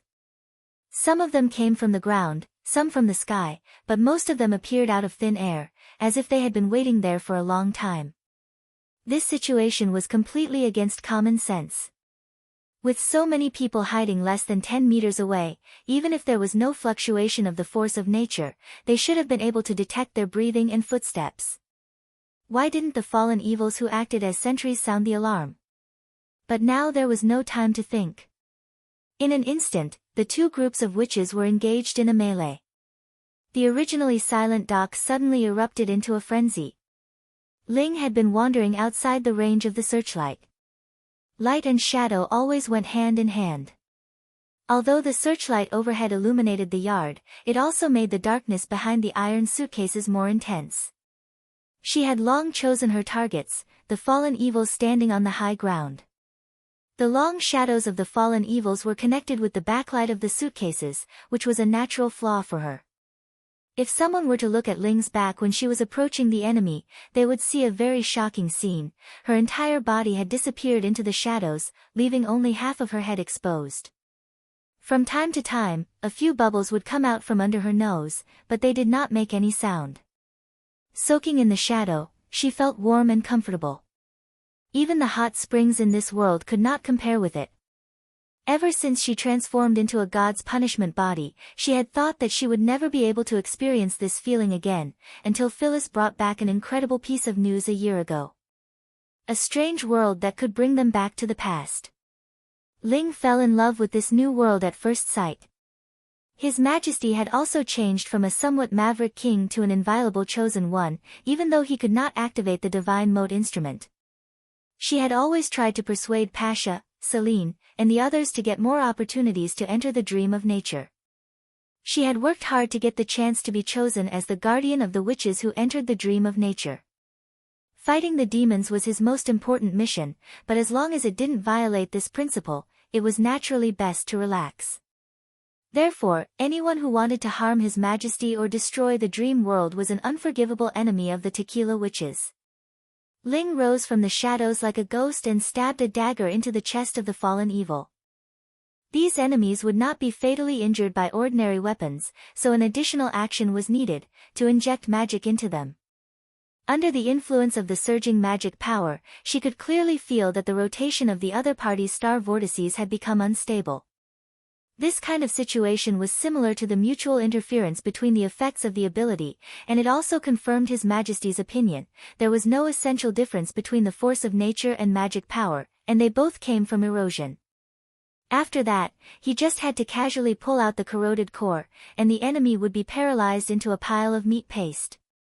The moment the fallen evil collapsed, she had already leaped over several boxes that were several meters apart and appeared behind another fallen evil. Fierce sounds of battle erupted from below as well. Soon, all the enemies who served as sentries were wiped out by her. Ling stood at the highest point of the yard, overlooking the entire battlefield. Her sisters had maintained the same level of use of their abilities as 400 years ago, and they had even become more agile because of Scourge's training. However, compared to their own strength, what was more eye-catching was their soaring momentum. Betty's immense strength allowed her to become as powerful as a transcendent in a short period of time. She held the iron box in one hand and rushed to the front, scattering the fallen evils that came after her. Flash and Phyllis were still very tacit partners. Whenever Flash blinded the enemy with a strong flash, Phyllis's blade claws would appear in the most fatal parts of the enemy. Everyone was the same.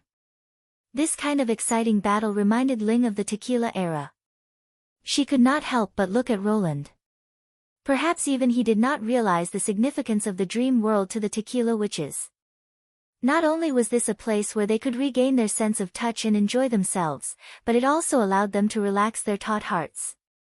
The hundreds of years after the collapse of the three saint cities and the division of the Union could be said to be the darkest time for the survivors. Although everyone took a deep breath and tried their best to adapt to their new bodies, their gradually fading senses made them lose the joy of living. Moreover, they did not have a clue about the Chosen One's plan, and everyone was under great pressure. Even if they could survive by changing their bodies, their mental state was deteriorating day by day. At that time, Ling even suspected that they might collapse under the pressure without the demon's help. But now, the third border city was full of vitality. Everyone was excitedly discussing which restaurant had the best takeout, and their forgotten senses were gradually regaining their senses. Even if they did not enter the dream world, they could still hear the cheers and laughter, which was completely different from the scene 100 years ago. Ling knew that her sisters felt the same, which was why she showed such a high morale. The dream world could not tolerate the existence of these erosion enemies. She jumped down from the shadow behind a fallen evils and joined the battle below. As soon as the container was thrown out by Betty, Roland had already rushed forward and bumped into the leader of the enemy. Roland knew from his experience of fighting with magic creatures that these monsters were extremely troublesome for martialists, and they were the biggest variable on the battlefield. Whether it was the strange black and red domain or the twisting black tentacles, they were very troublesome to deal with. Even the witches could not escape if they were entangled. However, the ability of the magic creatures had no effect on him. As long as he stalled the leader, the witches would naturally deal with the rest of the enemies. The situation was just as Roland had expected. When Alpha found that he could not get rid of Roland for a while, his arrogant tone finally changed. I already told you that I'm the creator of this place. Roland did not want to give the other party a chance to speak. After all, he had heard the same words over and over again. So what if you're an oracle? Is an oracle that great? He pinned him to the ground, muttering indignantly as he pummeled his enemy's face until the strange mask broke into pieces, revealing the rotating astrolabe underneath. Its face was the core of a huge mass. Without hesitation, Roland grabbed the astrolabe and pulled it outward until it completely fell off. At that moment, the jubilant power in his body suddenly gushed out and engulfed the astrolabe, turning it into a dazzling pillar of light that shot out from his hand and into the sky. As if they had heard the call of the pillar of light, the cores that had fallen off from the fallen evils scattered into specks of starlight and gathered together, lighting up the dark sky for a moment. The feeling that the world was faintly changing came back to him. But this was not the end. The pillar of light became brighter and brighter, showing no signs of weakening, until it completely enveloped him. Roland felt something was crazily rushing into his mind, and a sharp pain almost made him lose consciousness. Everything in front of him became blurred, and countless snowflakes filled his vision like a black and white television in the 1970s. Hiss, hiss. Chapter 1245. What is going on? Roland tried to make a sound or move his body, but he got no response. Flickering images kept flashing before his eyes, like a slideshow. Countless black dots moved around the sinkhole, like ants building a nest. Gradually, a high platform rose from the ground. However, compared to the incomparably huge sinkhole, the huge platform was only equivalent to a slightly raised mound on the ground. But he was surprised to find that he had seen this building built with rough stone before. On the mural in the Temple of the Cursed. Following his thought, the snowflakes on the screen zoomed in with a hissing sound.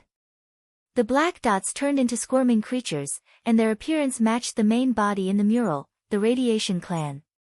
Soon, the scene in front of him overlapped with the contents of the mural.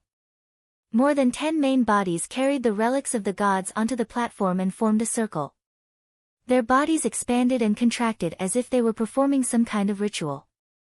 Below the platform, tens of thousands of matchstick men were escorted to the surroundings of the sinkhole, and then pushed into the bottomless sinkhole while the Radiation Clan danced wildly. In this fanatical atmosphere, the last relic was pieced together, and the clear crystal became a complete and smooth prismatic body. It emitted a dazzling light and floated toward the sinkhole.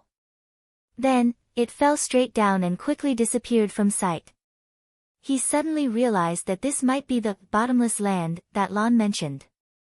But this was only the beginning. The next scene made Roland's eyes widen.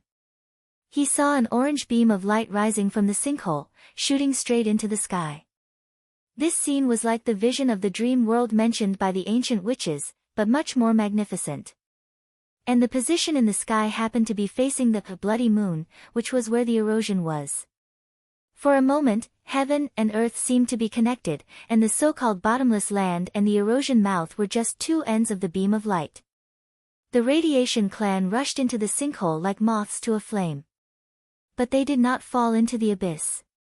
Instead, they floated lightly, as if they were being carried by something, and rose to the end of the sky. For a moment, there were countless black dots in the beam of light. Is this the upgrade of civilization? Roland couldn't help but think to himself as he watched the black dots disappear into the clouds under the gentle pillar of light. Breaking free from the shackles of the earth and entering a new world. Such a magnificent scene would probably stir anyone's heart. But in such a scene, he heard a deep sigh. The sound seemed to echo directly in his mind, so clear that it could not be an illusion. After the sigh, time flowed much faster, and the snowflake-like noise became denser. The scene changed constantly, causing the earth to look like it had changed into mulberry fields. Scattered towns appeared beside the patio. Perhaps not all of the radiation race had chosen to join the light pillar, but a small number of them had chosen to stay. Was it out of nostalgia for this world, or fear of the sky and the unknown? Roland did not know. He only saw that occasionally there were still black spots walking into the passage that connected heaven and earth, like the adventurers in the legends who pursued the deeds of the sages and embarked on an unknown road. However, compared to the scene where the races gathered at the beginning, they seemed much more lonely. The pillar of light became dimmer and dimmer. At a certain moment, it flickered twice and completely disappeared without a trace. The dense snowflakes had covered every corner of Roland's field of vision, as if the story was coming to an end. According to the current situation, the world would return to peace, and the legend of the path to heaven would be preserved in the biographies of the radiation race for generations to come. Perhaps there would be some unwilling descendants who would go into the patio and try to find the path to upgrade and regain the glory of God. But that would be a long time in the future. Just when Roland thought the scene would end like this, a high wall suddenly appeared at the end of the earth. At first, he thought it was just an illusion. After all, the dense snowflakes had seriously obstructed his vision. But when the wall approached the patio, he finally saw what it was. Giant waves, taller than the impassable mountain range, were crashing down on the earth with unstoppable momentum, instantly swallowing up the jigsaw towns. The height of the waves was even as high as the clouds, reflecting a new skyline under the sunlight. Roland could imagine how desperate the Radiation Clan must have been after witnessing all this. But this was far from the end of the disaster. As soon as the tsunami passed, volcanoes rose in the distance. The violent eruption eclipsed the sun, and volcanic ash rose into the sky, forming a special phenomenon of electric discharge. Then came the heavy rain and the cold winter, as if the Earth's crust had suddenly entered the most active period. In front of this doomsday scene, the original appearance of the world was no longer there. Hiss, hiss, the image was gradually distorted, and the noise had almost completely filled up everything he saw. Before everything disappeared, the last thing he saw was the glacier melting, and a tenacious plant poking its head out of the soil and opening a new bud. Your Majesty, Your Majesty. Are you okay? Roland felt someone gently shaking him, and his voice was full of worry. He suddenly opened his eyes. The ubiquitous snowflakes had disappeared, and everything in his eyes was clear again. It was still the inland river dock. It's over. Roland looked at his palm and murmured to himself. Phyllis, however, thought he was asking her. Yes, all the enemies were killed. None of them escaped. The magic cores also disappeared. The whole process lasted for several minutes. Only you stood there motionlessly, as if you were asleep. Your Majesty, are you really okay? Roland did not know whether he was fine or not. Everything that he had experienced before was not an illusion. Now that he thought about it a little, he could reproduce all the scenes that he had seen. It was as if a bunch of memories of unknown origin had suddenly appeared in his mind. If that was all, he could even feel the exhaustion and weariness brought by the long passage of time. It was as if he had finished the journey of thousands of years in a few minutes. That sigh also became an expression of his empathy. Lan's words suddenly came to Roland's mind. Compared to what I tell you, the real answer is what you understand yourself. Is this the end of the battle of divine will? I'm fine. He took a deep breath. I just saw some strange scenes. Strange scenes? Phyllis blinked and then skipped this sentence. It's not the time to talk about this, Your Majesty. The light just now almost lit up half of the sky. Many people should have noticed this area. If we don't leave as soon as possible, it's very likely that the association will notice us. I see. Let's go back according to the group we came from. He nodded and said. Whether it was the oracle's memory or something else, Roland could not tell for now, but he believed that these unknown questions would be answered one day. Chapter 1246. In the northernmost port of the Kingdom of Everwinter. Don't push. Get in line. Throw away your luggage. Don't bring it on board. The King of Greycastle will give you enough food and clothes. If you want to live, throw them into the water. Hurry up. Women and children first. The port was crowded with refugees. Many of them were rushing to the ships that were raising their sails. If the First Army and the Lord's Guards had not maintained order with their swords, the narrow trestles would have become a road to hell where the strong preyed on the weak. Captain, this ship. I'm afraid it's not enough.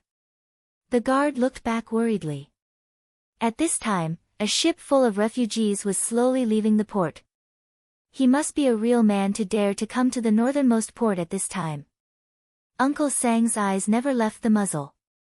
In just 3 or 4 days, the red mist had spread from the top of the impassable mountain to the northernmost port. It was like thick blood hanging on the skyline, making people feel depressed.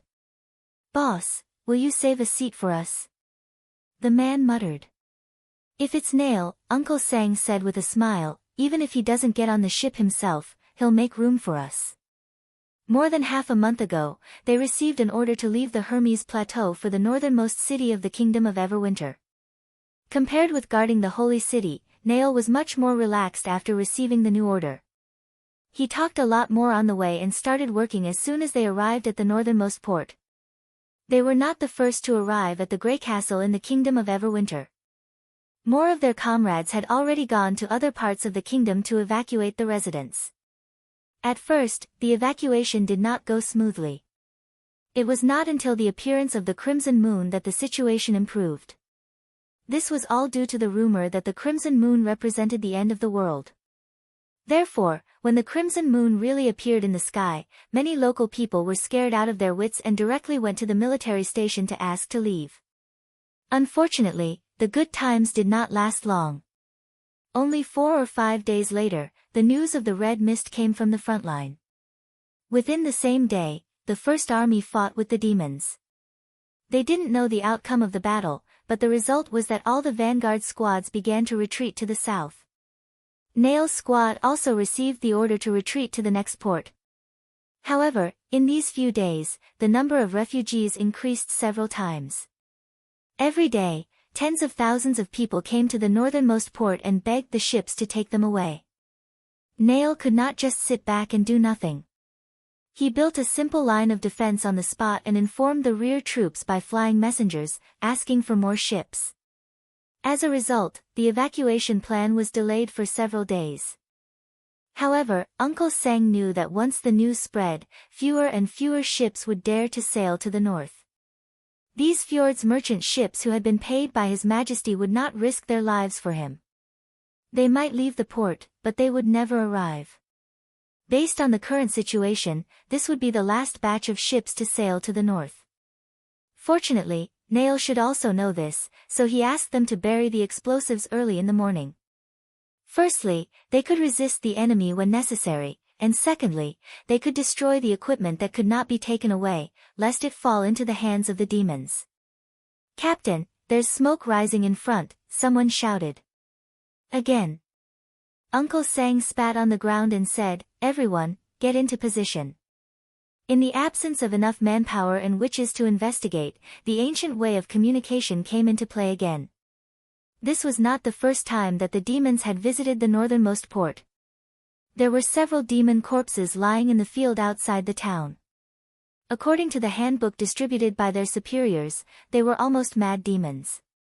Although the demons were sparse and low-level, it meant that they had indeed appeared on the land of the Kingdom of Everwinter and were gradually approaching the town as the red mist spread.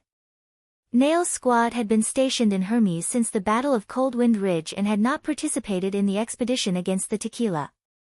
Although Uncle Sang had heard a lot of rumors, it was the first time for him to fight against the demons. Over the past few days, Uncle Sang concluded that as long as the mad demons were not within 200 meters, they were easier to deal with than the church's scourge. Therefore, he was not too worried about the smoke rising in front of him. On the contrary, he was very concerned about Nail's next decision. There was no doubt that the remaining 2 ships could not take all the refugees out of this place. How should the boss deal with the rest of the refugees? Should he leave them to fend for themselves or take them to the south along the coastline? Just then, the first mad demon appeared outside the barbed wire fence on the street. Uncle Sang could not help but frown. Like most port towns, the northernmost port did not have a city wall. Therefore, the defense line was set on the main road of the dock. Except for the refugees, the rest of the residents had already been evacuated. It was not surprising that the demons were attracted here. What surprised him was that the scouts were still nowhere to be seen. Theoretically, they should have retreated after lighting the beacon and returned to the defense line faster than the demons. Gradually, more mad demons appeared from the corner of the street and swarmed toward the dock. Fire! 2 machine gun squads fired at the end of the street at the same time and rained bullets on the demons. The demons reacted quickly and immediately used the surrounding buildings as their hiding places. When the smoke dissipated, only 2 corpses were left hanging on the barbed wire fence. Soon, gunshots were heard from the rooftops. Apparently, the demons had encountered the sniper team that had been waiting for them for a long time. This was how the sniper team defended the port. Considering that the field of vision in the town was not as wide as that in the suburbs, what he had done the most over the past week was to set up roadblocks. Whether it was to dump garbage or demolish houses, 9 out of 10 alleys leading to the dock were blocked, and each block occupied an entire street. These roadblocks could not prevent the demons from moving, but they could effectively delay them. If the demons did not want to waste time clearing and climbing over the roadblocks, they would have to break through the main road blocked by machine guns. The next step was to fight the demons, suppress them with firepower, and continue to look for cover. The demons should be small in number. Based on the current situation, it was unlikely that they would rush to the defense line and throw their spears. At this time, they should choose to retreat. However, the demons were still stubbornly hiding, as if they wanted to exhaust the First Army's ammunition. In terms of perseverance, this small team of demons was much more tenacious than the ones they had seen a few days ago. It was as if they had seen a lot of bullets. Uncle Sang sneered. If the God's Punishment Army knew this trick, they would not be able to withstand it. Unfortunately, the First Army was much more well-equipped now. Their 100-soldier team was equipped with 4 Mark I machine guns, which could easily last them for a day. If they continued to fight, the demons would die here sooner or later. However, a sudden change occurred at this moment. Uncle Sang heard a loud bang and saw a cloud of dust rise from the building to the north of the dock. A giant armored creature smashed through layers of stone walls and climbed out of the ruins.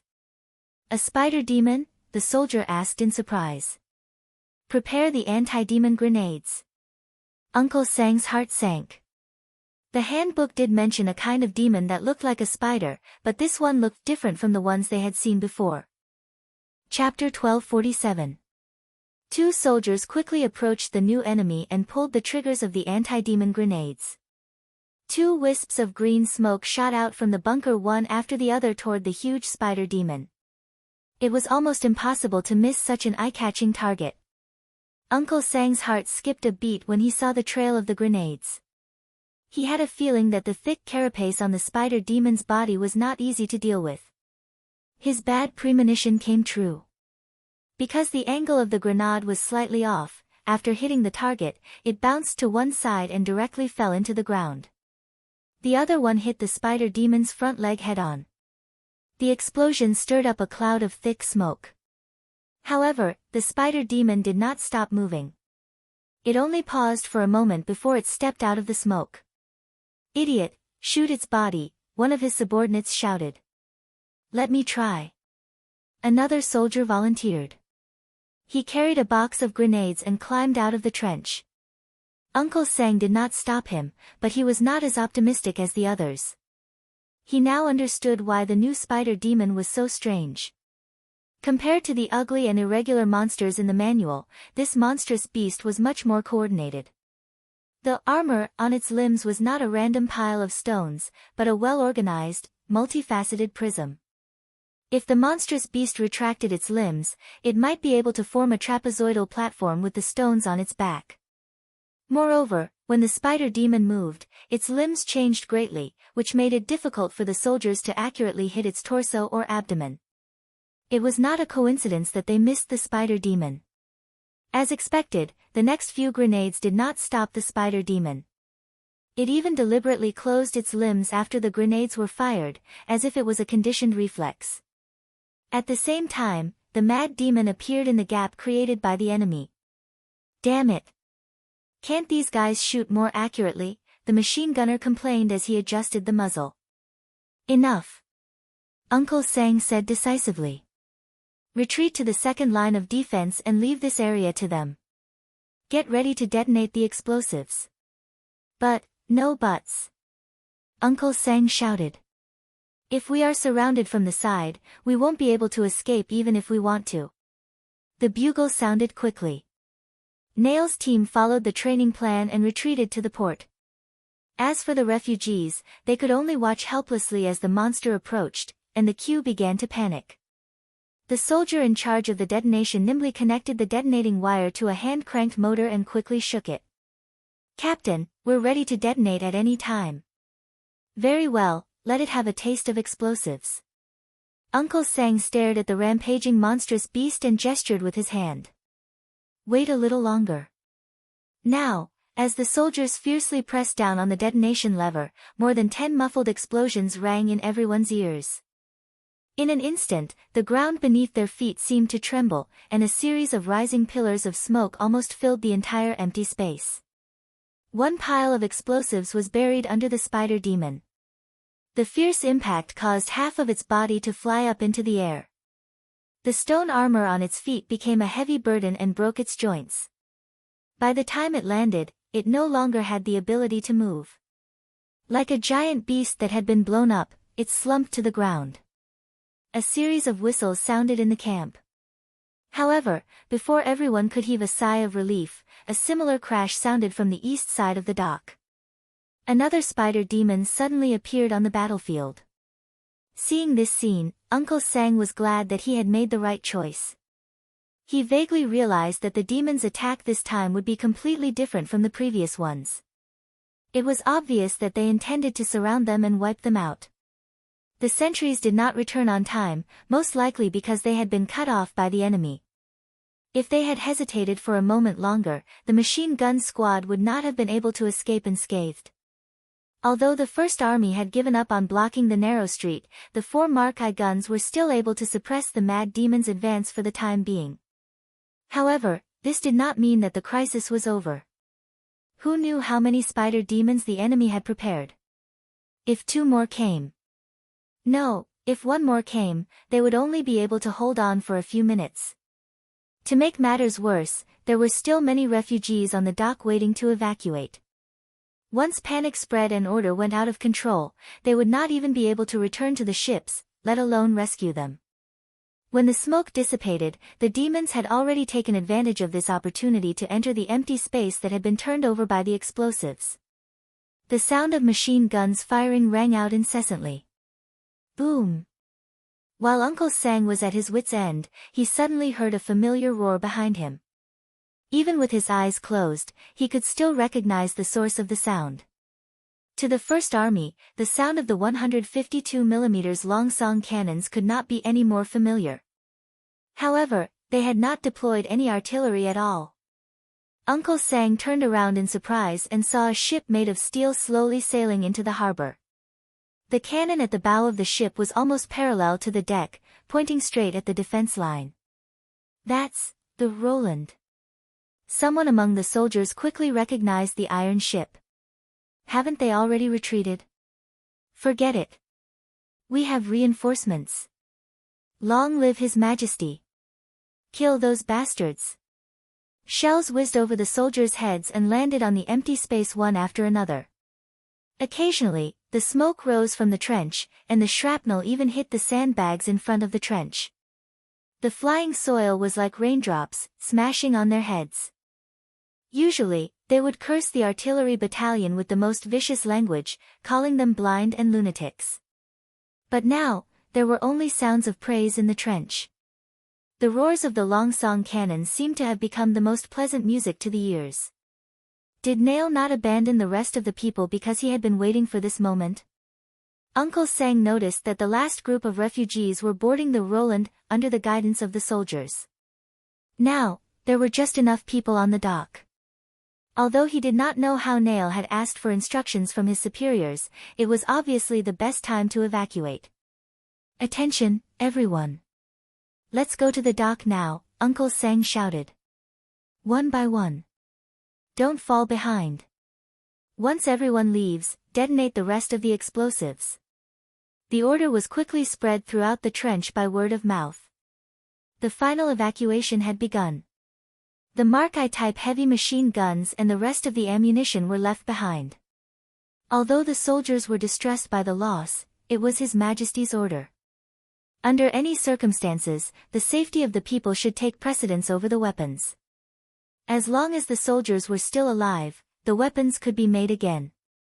After they entered the dock, the demons occupied the second defense line under the bombardment. However, what awaited them was a deafening explosion. Thousands of kilograms of explosives sent the remaining weapons and the mad demons into the sky.